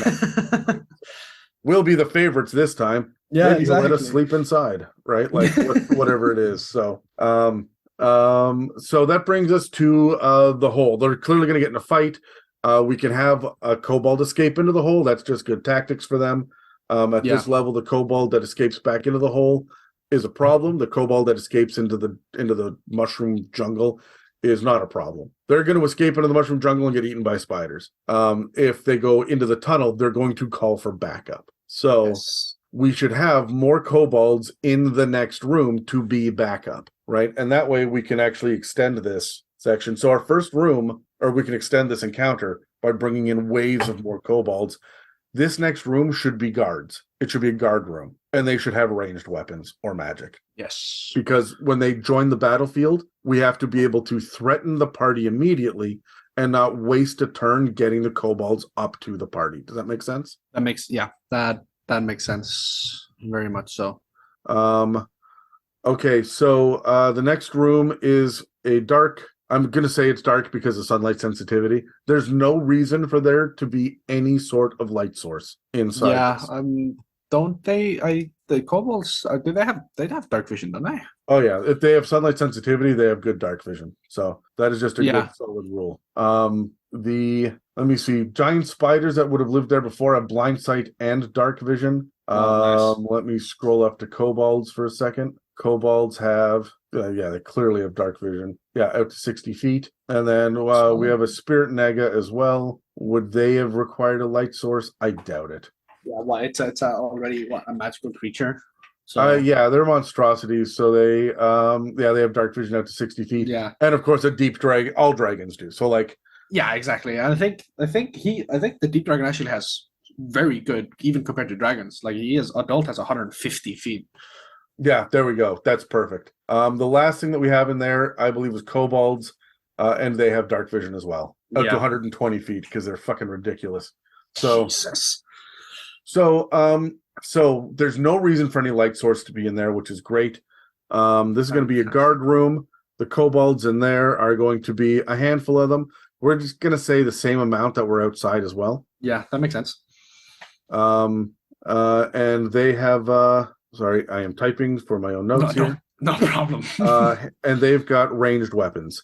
They're still probably crude, no magic, right? Yeah, I think the deeper down you go, the closer to the our Lord and Savior, the more like magical you would get. Well, what I want to do to break it up a little bit is to have the Kuatoa themselves be the spellcasters, and maybe that's why they're there, right? Because that's spicy. I like that. Kobolds, they're inventors, but they're not. I mean, I think they do have sorcerers, but they're not traditionally magic users. Oh yeah, you're absolutely right. We can put a couple in, but it's not going to be like his magical traps. Yeah. So this guard room, besides there being a bunch of kobolds, so we've got hostile creatures in there. What else should we put in here? I mean, how does the kobold warren look like again? Isn't it the first room of the kobold warren is all tunnels with wider tunnels. It's like it's barely rooms, right? Yeah, exactly. The first room. I would say that the next door beyond this has got to be trapped. That's the next thing. Yeah. Right. So whatever the barrier is, and I think the barrier could just be a very short, narrow tunnel that connects to the next wider area to make your characters crawl. So it's not truly a door; it's a crawling environment, and they've got to and we'll trap it, right? Yeah. Yes, that sounds fantastic. I think the trap doesn't need to be too much. Do you want to do like a pressure plate or a like trap wire? Do you have a preference? I think pressure plates are hilarious, but I also think that a kobold is. I think the kobold trap of the tripwire is just a classic. That's classic, but I love the idea of you got these big guys going through. They all weigh what, 180 pounds minimum. Kobolds weigh 40 pounds. The kobold, like they can walk through it just fine. Yeah, they'll walk right over a pressure plate, and your players will trigger it. I think that makes perfect sense. Yes, it just does. And then what do you want to, like a pit trap or a cave in or toxic darts? What's your pick your poison on this one? So many options. It's like a kid in a candy store. I've always been a fan of just any of these. Honestly, I love all of these. I think my go-to so far has been like darts. So I want to change that. I want to go pitfall. All right, let's do that. You want to put spikes at the bottom for an extra? Because your guys are pretty punchy, and we haven't really threatened them yet. Yeah, of course I want to put a spike trap at the bottom. Spike trap at the bottom, because they're crawling. They will have disadvantage on a dex save to avoid the traps, to avoid the spikes. That's just beautiful. All right. I'm loving this already. They're going to look at you and be like, what the fuck? Why? What? They're going to look at me. They're going to look at me. Yeah, they're going to look at me like, since when did you fucking plan? What the fuck is this? Do you use maps or do you do theater of the mind? I have a map and I try to use it as much as I can, but the wider descriptions of like I have the map in front of me in combat just so that we know where we're going. But a lot of the time it is theater of the mind. And Yeah, then that's how I operate as well. if they struggle, I will put down a map and say, okay, this is where you are, this is what's happening. Yeah, And then I will most likely remove it. Unless I know there's a combat coming up, then I'll leave it, but just cover it up. Sure. Okay. So we've got this little corridor. It's a short corridor and it's trapped. When the moment we add a trap, that makes this a room, which means that we should add something else in here besides just a trap. And that can be something as simple as, you know what? We can just put a like additional mushrooms are growing in here as well, right? Like, I mean, just, yeah, we're right at the entrance, right? So there will be fungus growing in here. There's going to be fungi everywhere because of the deep dragon, but like the kobolds are going to keep knocking it back a bunch, right? Yeah. We said that there wouldn't be like a light source, but I mean, we can get to this later. I think deeper down, I think it would be fun to have like like what's it called? You mean luminescent. Bioluminescent fungi? Yeah, just for that fantastical feel. Not a lot of them, but just like that, that fantastical feel.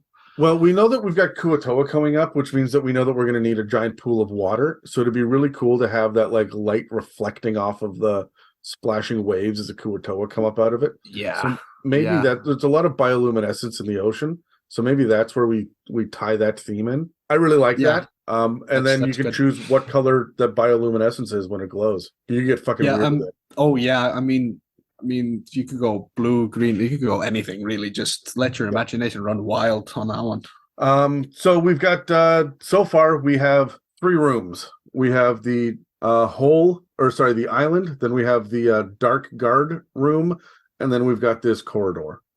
So far this is a fairly simplistic, and it doesn't feel like we're too deep into this yet, right?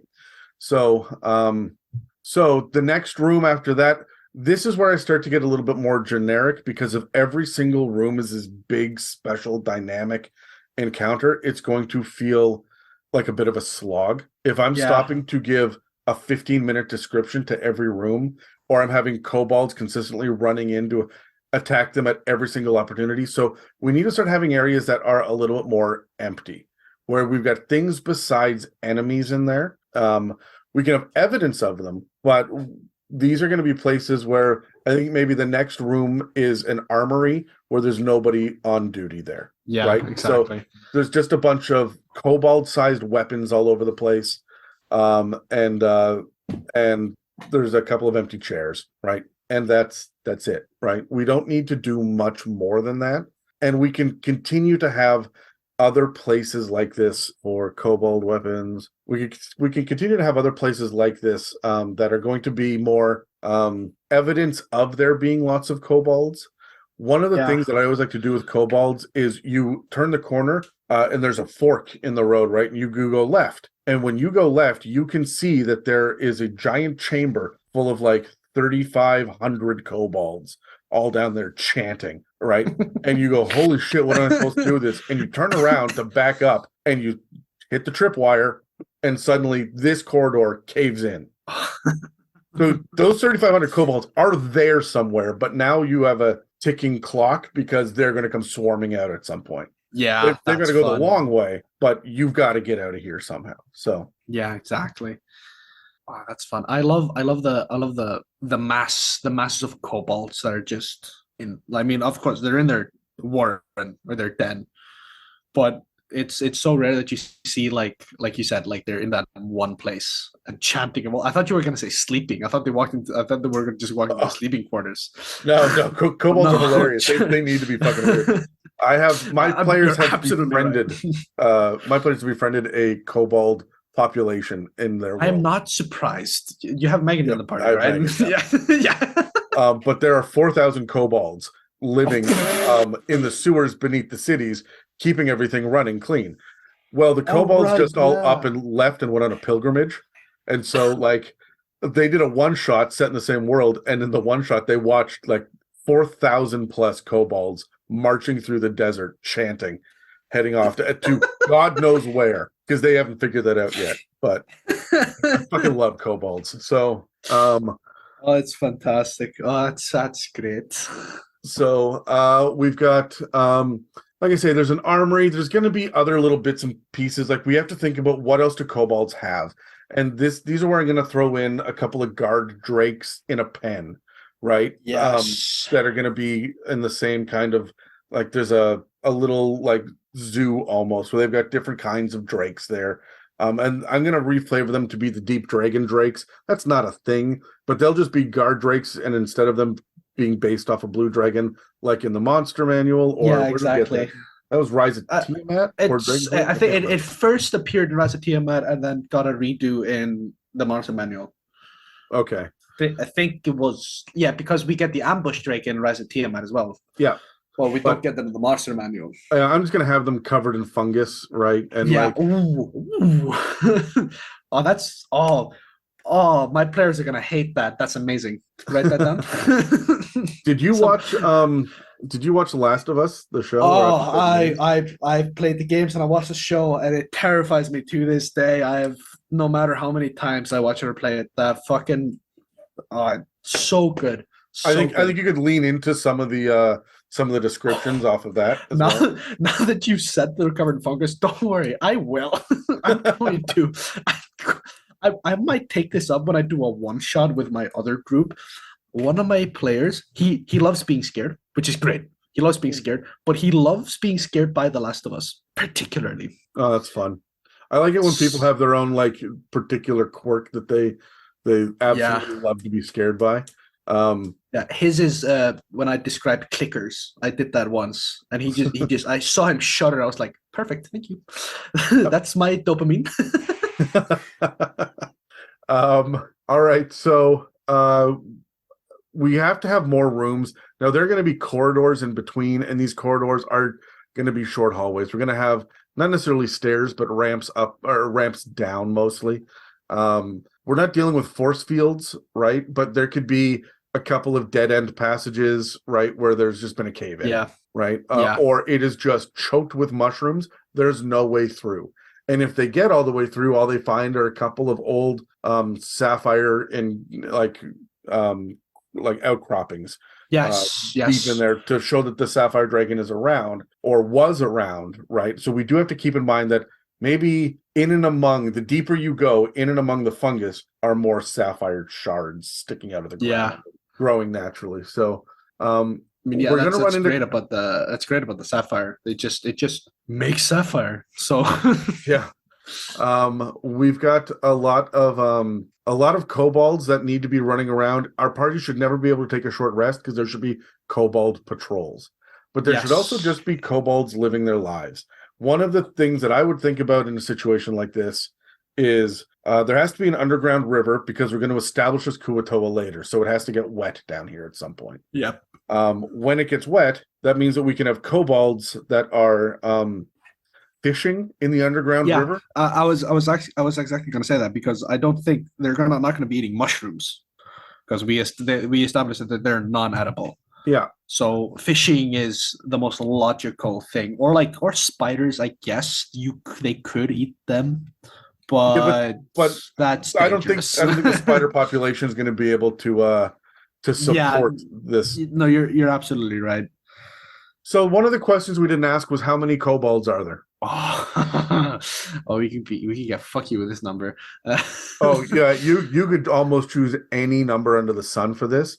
But for our purposes, we have to think about the size of the dungeon, and we have to think about how long has the deep dragon been here. Because if it's only been a couple of months, maybe he only brought the first wave of kobolds up from the Underdark. No, I personally, I wanted the deep dragon to have taken this layer of his own a while ago. Like we're talking hundreds of years. Like he came here maybe, or they, doesn't matter.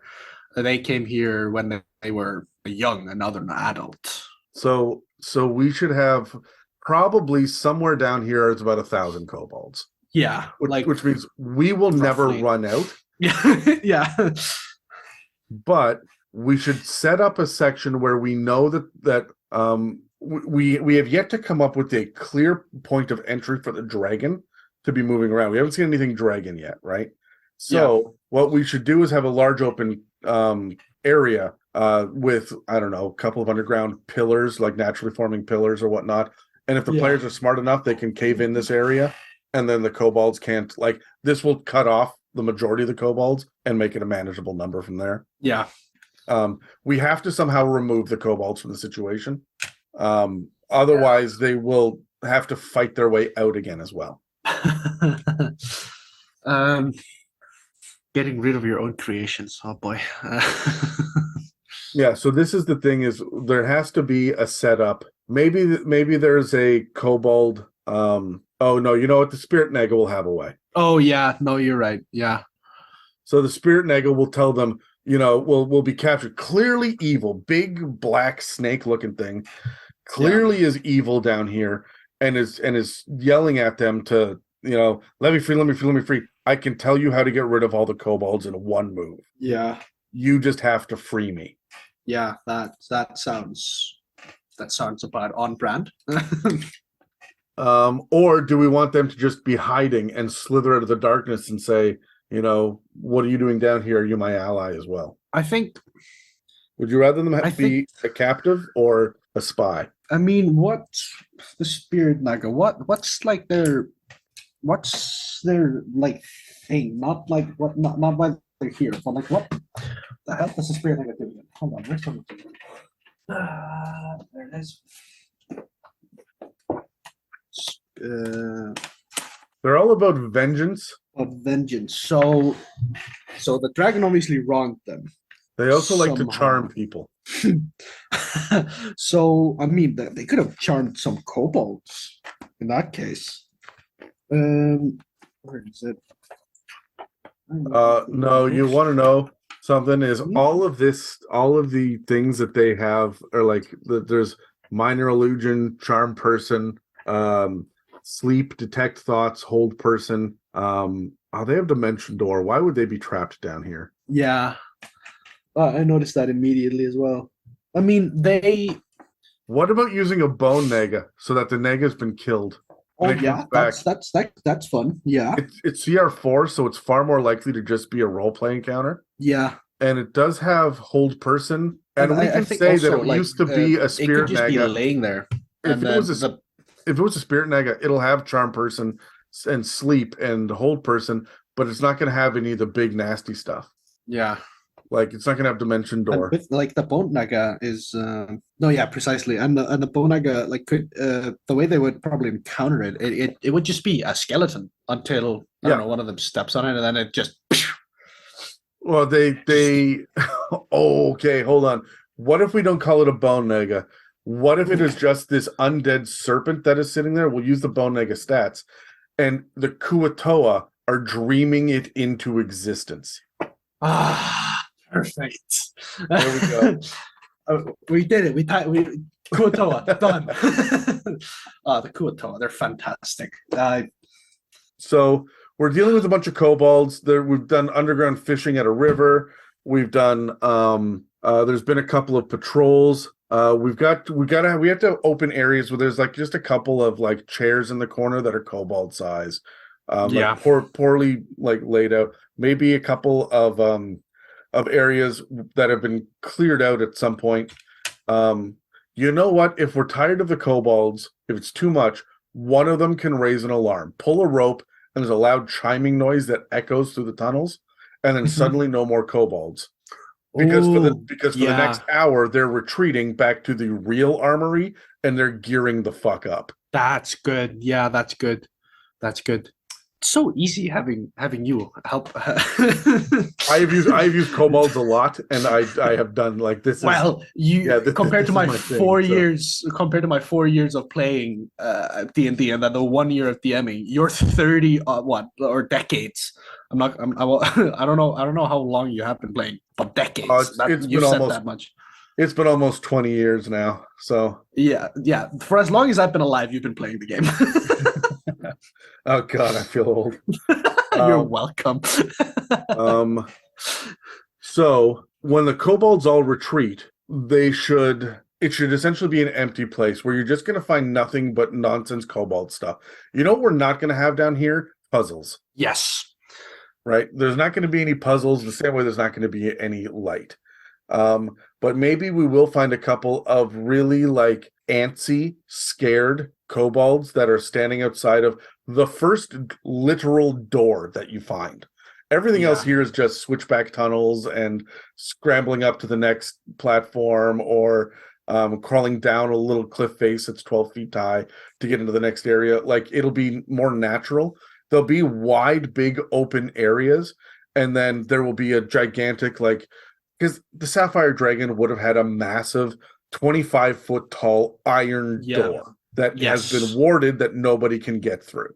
So they've got to take the kobold tunnels around, right?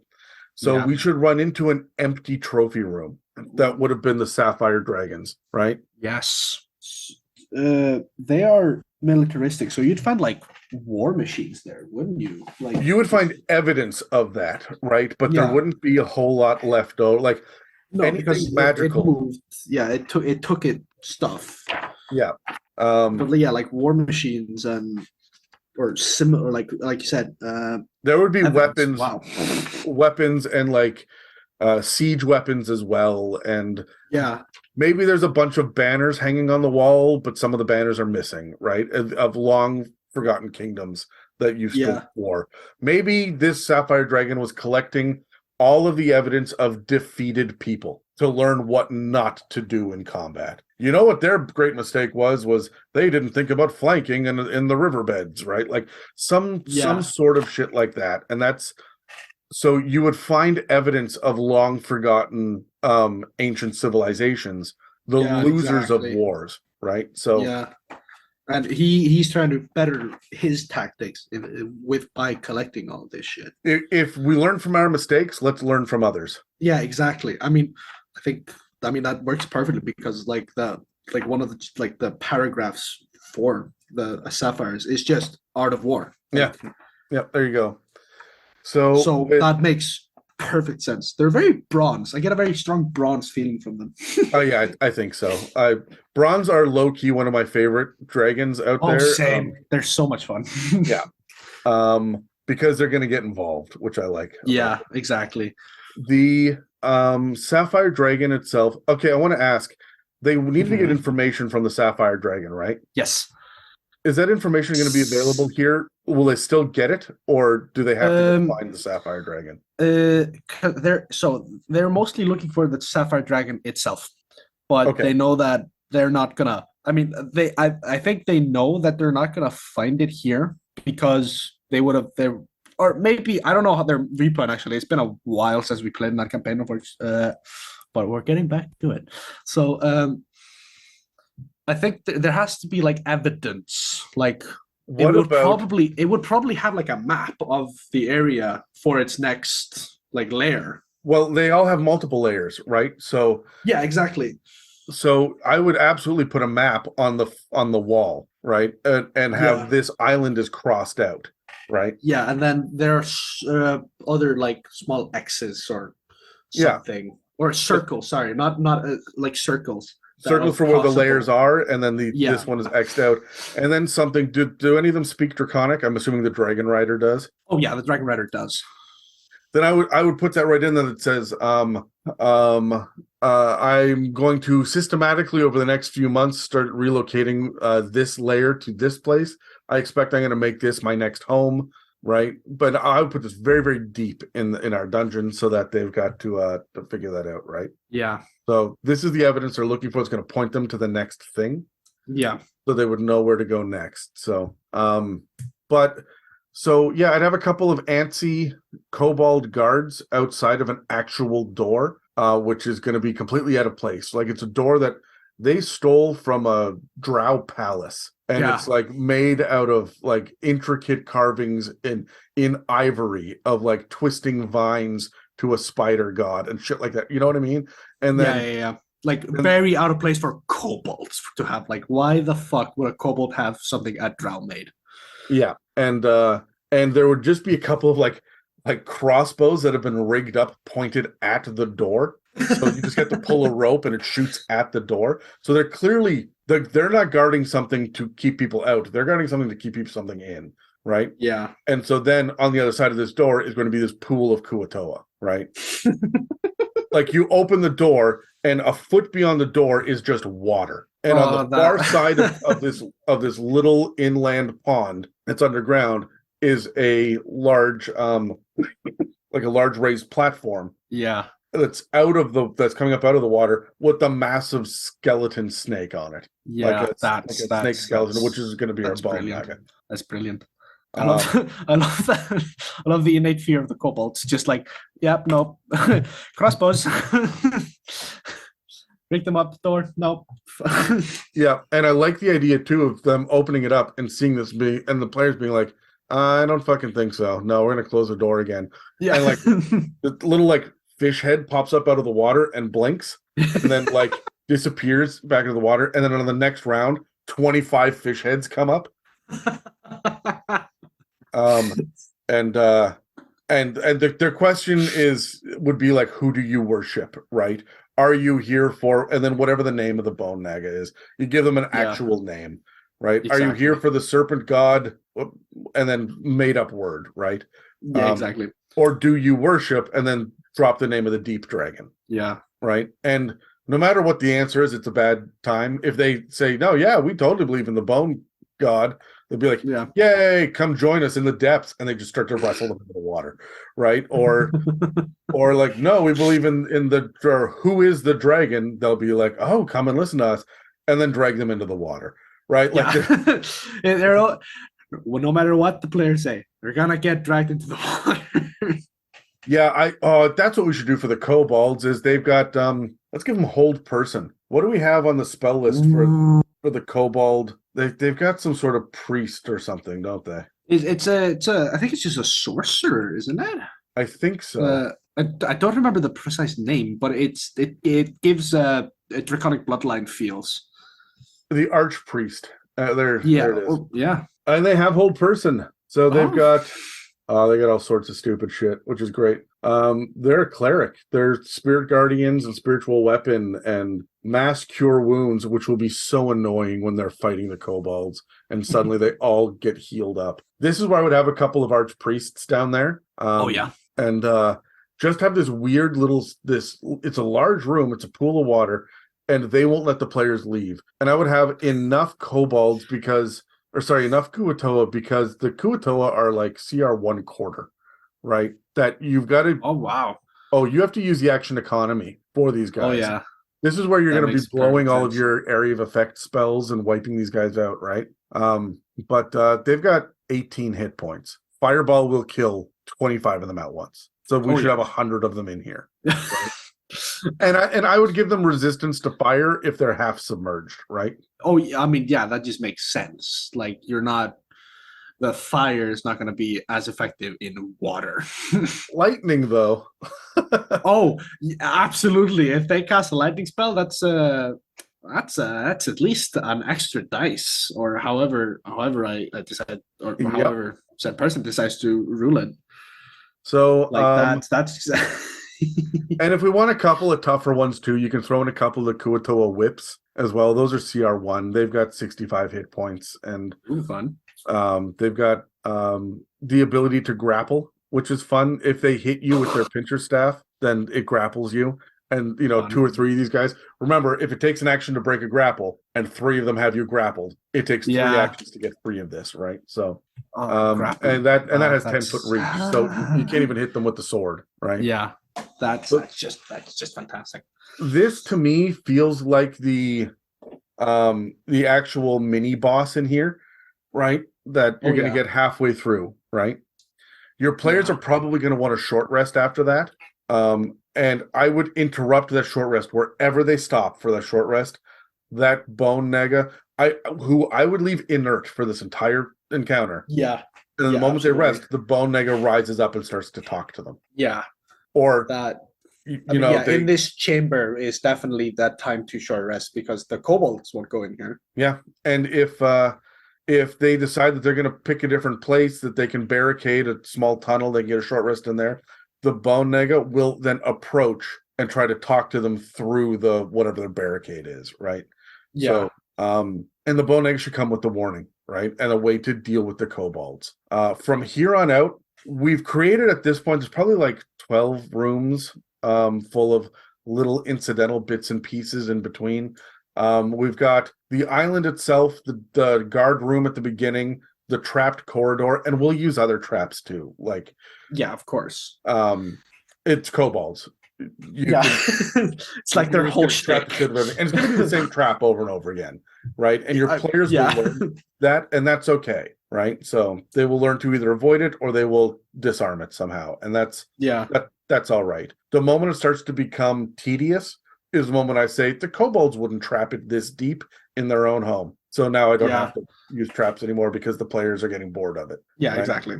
So we've got an armory full of, that's full of weapons, but I mean, it's useless kobold nonsense. We've got fungi covered guard drakes and underground fishing, where I would have kobold like commoners that are non-combatants and maybe kobold women and children. Which is to say, there's no such thing as a kobold woman because they can change their sex at any point in their lifetime when they want to. And the children would just be little hatchlings running around, right? Yeah, that's... that'll play it nicely. And then we've got like a couple of patrols, random patrols they'd come across. At some point, a kobold rings that big chime, and we've got a big area for where there's that deep dragon, where the sapphire dragon had the massive doorway as well, with the trophy room. So, but by the time that we're done with the Kuatoa, I think that we're slowly getting to the point where we're running out of kobolds. Yeah. And what we've done instead is put a time limit on it. The bone nega should be that you guys have an hour at most because those kobolds are coming. Yeah, yeah. And the bone nega would probably know that. Like that bell has been rung, and I would just give them the ability to sense shit around. Like, technically it's a god that the Kuatoa dreamed into existence. So they would dream that this thing can sense draconic creatures. It knows that there are exactly 1,872 kobolds, a kilometer beneath us, and one big dragon between here and there, right? Yeah. Make sure you stay to the left and like guide them to the deep dragon, and then you have your big deep dragon encounter, right? Yeah. Ooh, excuse me, I'm starting to yawn. Oh, it's late there now. We've been recording now for like 2.5 hours.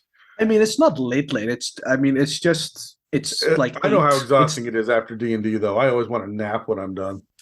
I wouldn't have minded a nap, but like I can go. I work at a factory, so I work for 5 days and then I'm off for 5 days. Oh, that's cool. Yeah, and I get but in those 5 days I work 6 shifts. Okay. Yeah, so like on some shift changes I only have 8 hours before the next shift. So I'm getting used to just like being awake. So I'll yawn, but I'm fine. We can press on. I am so good. Well, I'm just wondering, what else do you want to accomplish down here? Because we have covered a lot. We don't have a whole lot of magic to play with, which is okay. That'll mostly just be in the encounter itself with the deep dragon. But or whatever, whatever the people listening decide to put it there.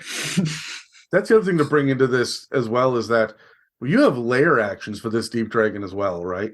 Which is there's the slow spell. There is mossy sludge, so everything is difficult terrain, and there are toxic spores all the way through this, right?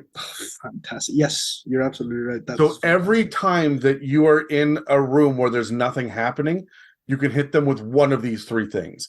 And I'd only hit them with it once because we're doing a whole dungeon crawl here, right? And if it's 20 toxic spores are hitting every time, your characters are going to die. Yeah. If I'm not mistaken, like there are fungi that emit toxic spores, right? Yep. That's the myconids. That's right. So yeah, that's if fun. You wanted a random encounter of myconids in and around the mushrooms, that makes perfect sense as well, right? Yeah, exactly. Just a couple of them. I wouldn't do whatever the monarch is. Is it just a monarch? I don't remember now. They've got like a queen or something. Yeah, I think you're right. I had it open earlier. I was like, oh yeah, these are things, but I didn't look at them. I think you're absolutely right. I think it's So I would use them if you want something a little bit simpler than myconids. I would use veggie pygmies and just play with them as mushroom people as well. They're very similar. So there are a lot of options. You can lean into the draconic side of things. You can lean into the fungal side of things, or you can lean into the sapphire. Like you have to think about what's in a sapphire dragon's lair, and then remove 98% of it. Yeah, right? exactly. Just have remnants. Exactly. Like it used to be here, but now it's definitely something else. The other thing that you can do if you didn't want to send them all the way across the map to talk to the Sapphire Dragon, and I don't know about your campaign, you make your choices, but for any listener, another thing that you can do is have the Deep Dragon in their like in the final room there, resting on the just finished eating the corpse of the Sapphire Dragon. But what you gave them ahead of time is a Speak with Dead scroll. Oh yeah. And that's how they'll get the information out of the Sapphire Dragon. Yeah. Right. What that also lets you do is have is really ramp up the evil narrative behind this Deep Dragon as well. Yes. Yeah. Absolutely. Now, do you think they're going to fight the Deep Dragon? Yes. Knowing, I think I'm not calling my players murder hobos, but they're murder hobos. Yes. When you run across. When you run across a dragon in a dungeon, like it's right in the name, you're gonna fight it, right? Oh my god, we did the thing. We put a dragon in the dungeon.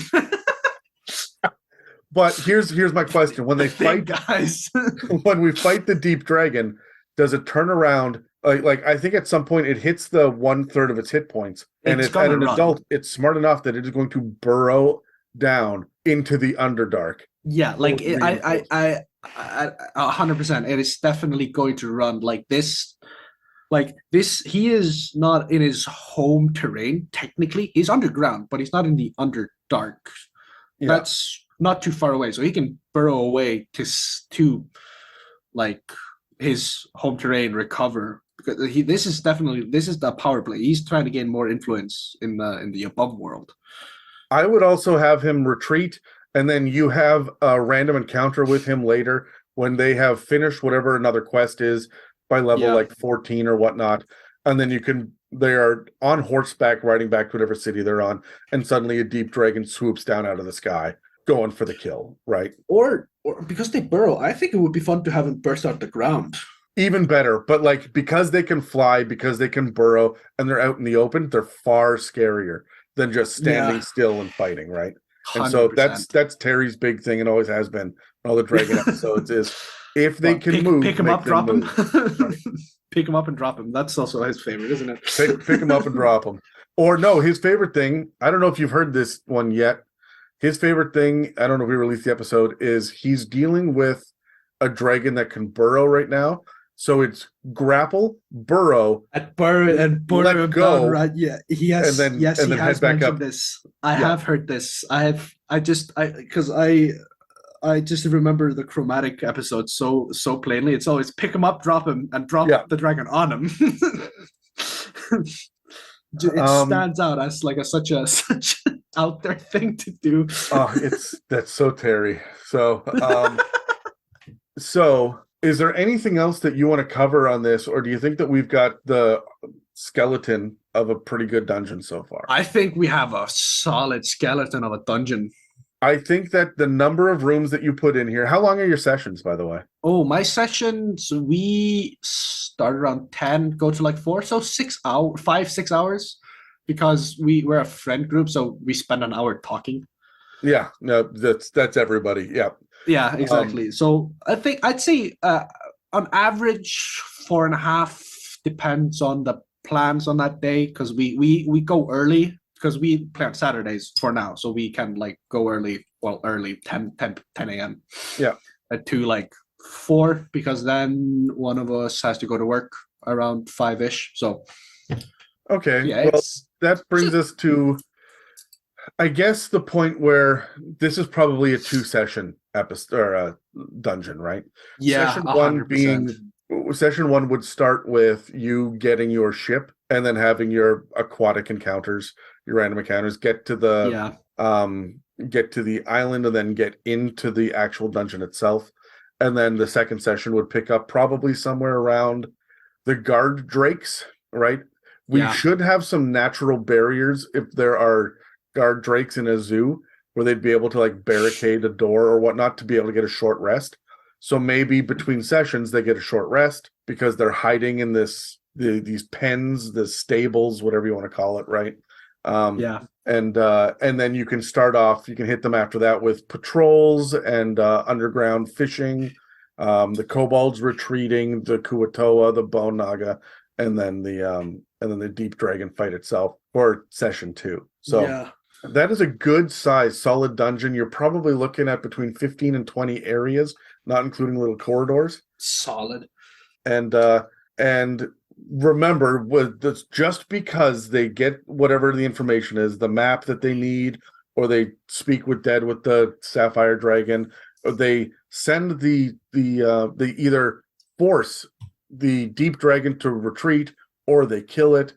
There is a time limit. Those kobolds are coming, so actually make them leave. And I think maybe they should hear more chimes again, signaling the kobolds are now on the attack. Right. Yeah, and then because kobolds are kobolds, they're definitely going to be chanting just with their fucking shields and spears or whatever, just like chanting, going towards them. You're gonna hear them before you see them. Yeah, I think so, and they will be moving so quickly, right? Just barreling down. Your guys still have to crawl through some tunnels. So they're moving at half speed. Oh, definitely. These fuckers decided to be like 6 to 8 feet tall. I'll allow it because I think it's hilarious because this is just going to get more difficult for them now. Yep. But I love the idea of them getting out and they bust out and the kobolds won't leave the shadows, right? With their sunlight sensitivity. So even though your players get out and get away from them, and they think they're safe and they're fine, depending on how many resources they have left, how banged up they are from all of this, and how much time I have left at the end of my session, I will then drop the monster huge spider on them, the one that has been living on the island as well. So and then of course it all depends on time of day on the island. Like, is it night? Then the kobolds will probably go out.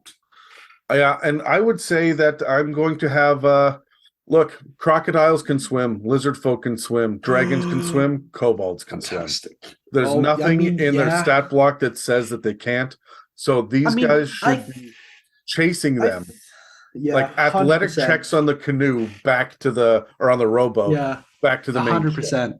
I mean, it's like I don't remember in which episode or which one of you said it, but like it feels like the dragons are like a base, and then you add on to it. I feel like kobolds are very much the same. They take aspects of the dragon they follow. I feel 100%. I agree with you 100%. So there we go. That gets us. That gets us out of it. There's no real safety till they get back to the ship. Yeah. Right. And they will succeed. That's the point of this, right? So they will be the next step further in their narrative.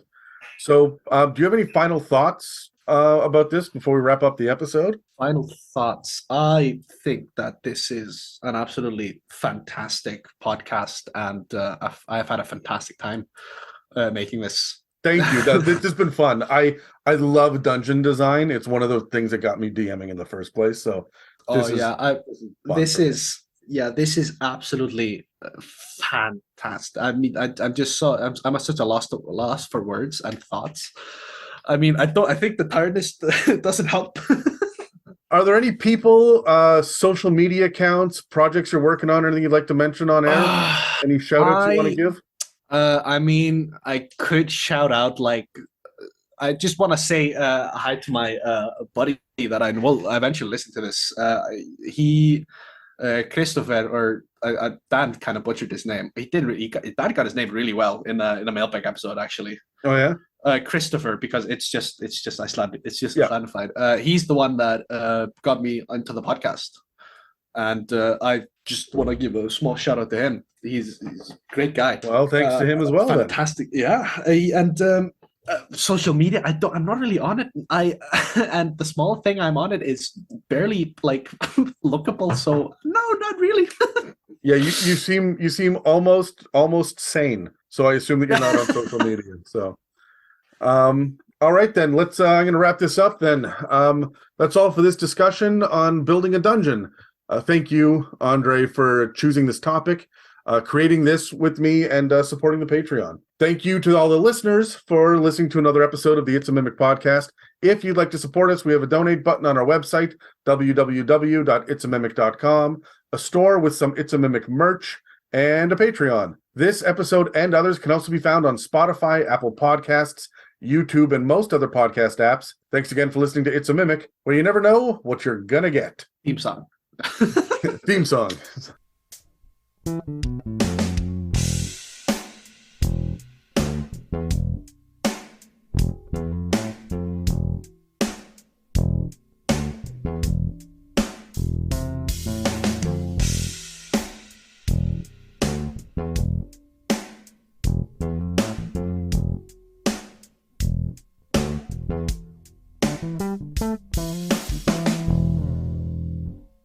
My favorite things in D&D, first and foremost, is like the politics, like how what is going on here. Yeah. Like, but like I think my friends, they're a lot. Some of them are a lot like hack and slash, which is fine. You play the game how you want. Like, yeah. But they role play. They're a good sport about it. But like my things by far is when Christopher, my buddy, he's a very good DM. He doesn't believe he is. He is though. He does politics so well, and I am so I'm not mad. I'm a bit disappointed. I was playing a barbarian who had very little to say about anything, but me as a player was like, I want to say so much. This is the big problem that I have all the time is the low intelligence characters with the high intelligence players. Then the players feel handcuffed. Yeah. I mean, how I play barbarians. I know. I think Dan plays about low intelligence. Oscar the orc. He tries. His Oscar's low intelligence for the first 4 sessions, and then suddenly Oscar's putting together the puzzle pieces because Dan was thinking about it at work last week. Right? Yeah, I play barbarians quite differently. I dump my charisma because I look at barbarians as, well, they're barbarians. They're not going to have like good social etiquette or. It depends on how you look at it, because if you want to talk about noble training and being able to use the correct fork at a banquet, that's intelligence, right? I mean, but yes, if you talk about being able to negotiate, that's with a bartender, that's going to be charisma, right? I mean, I was playing. It's okay. I just have to share this because this is just such a fantastic. The fact that he allowed me this, by the way, is insane. I was playing a Goliath barbarian, nothing too odd, totem bear. Okay, now we're getting spicy because, and then a fucking cherry on top as a werebear. Oh yeah. Oh, so like shit got interesting fast because I pitched it to him. It's like, can I be a werebear? He went, okay, but. And then I became not a detriment to the party, but I was a ticking time bomb. Oh, it was so much fun.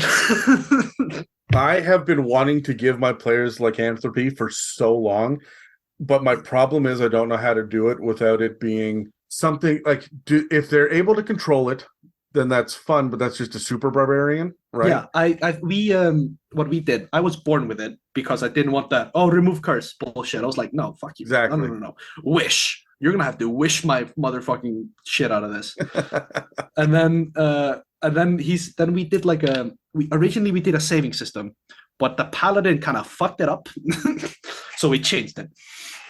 So it was just a luck of the die. Mm-hmm. If I roll below a 5, or if I get excited, like this was like all right, you rolled a nat 1 or nat 20, roll the die, let's see what happens. And almost I didn't wild like that. Magic, right? Yeah, almost wild magic. Or if I took X amount of damage, like your con times your level, which at certain levels at barbarian, you're rarely gonna happen. Yeah. Or like when I raged, do the check. And then I would go into a blood rage, as I like to call it. You just the next living thing next to me, well, guess I'm killing it. I have that on my crit failure table, whereas if you roll, I think, a 2 on the crit failure table, you have to attack the nearest creature to you with the most brutal attack that you have at your disposal. So if you, like, for example, the bard who swings the sword gets discombobulated in the moment, like misses so badly and freaks out, and then casts freaking Finger of Death on the cleric. Like it's fucking wild the shit that can happen on that. Yeah. I have tried to tone down the majority of my crit tables to be flavorful but not crippling, except that thing. That one stays because it's always ended up being hilarious. So yeah, I think it's a lot of fun because especially as that barbarian, he was such a clusterfuck. I'll be honest with you. I have He was yet to meet a barbarian that isn't. Very fair. That's very fair. But yeah, this guy, oh my god, he gave us all like slumbering items as well. So, and he had difficulty finding one for me. I was like, just give me a hammer that I can call back. Simple as. Yeah. Give me a Mjolnir thing. And it was like, cool. And like that was like a thing I was attached to because barbarian big hammer bump, you know. Yeah. But he once made me just outright just want to go into blood rage when we were arrested. Our stuff was Confiscated. Thank you. This is what I mean. And he had guards both use my alchemy jug and my hammer as a weight. And as a Goliath barbarian, fuck off. You touched my stuff, you're going to die now. Yep. No, but fantastic times I had in that campaign. Do you DM? I do every now and then. I'm pretty new still to it. Technology to put him in. Oh God! No, my phone opened. Sorry. An interview I was watching just opened up, and somebody walked through the door. Sorry about that. No worries. I gotta ask you. That's funny. That'll end up in the blooper reel. Way.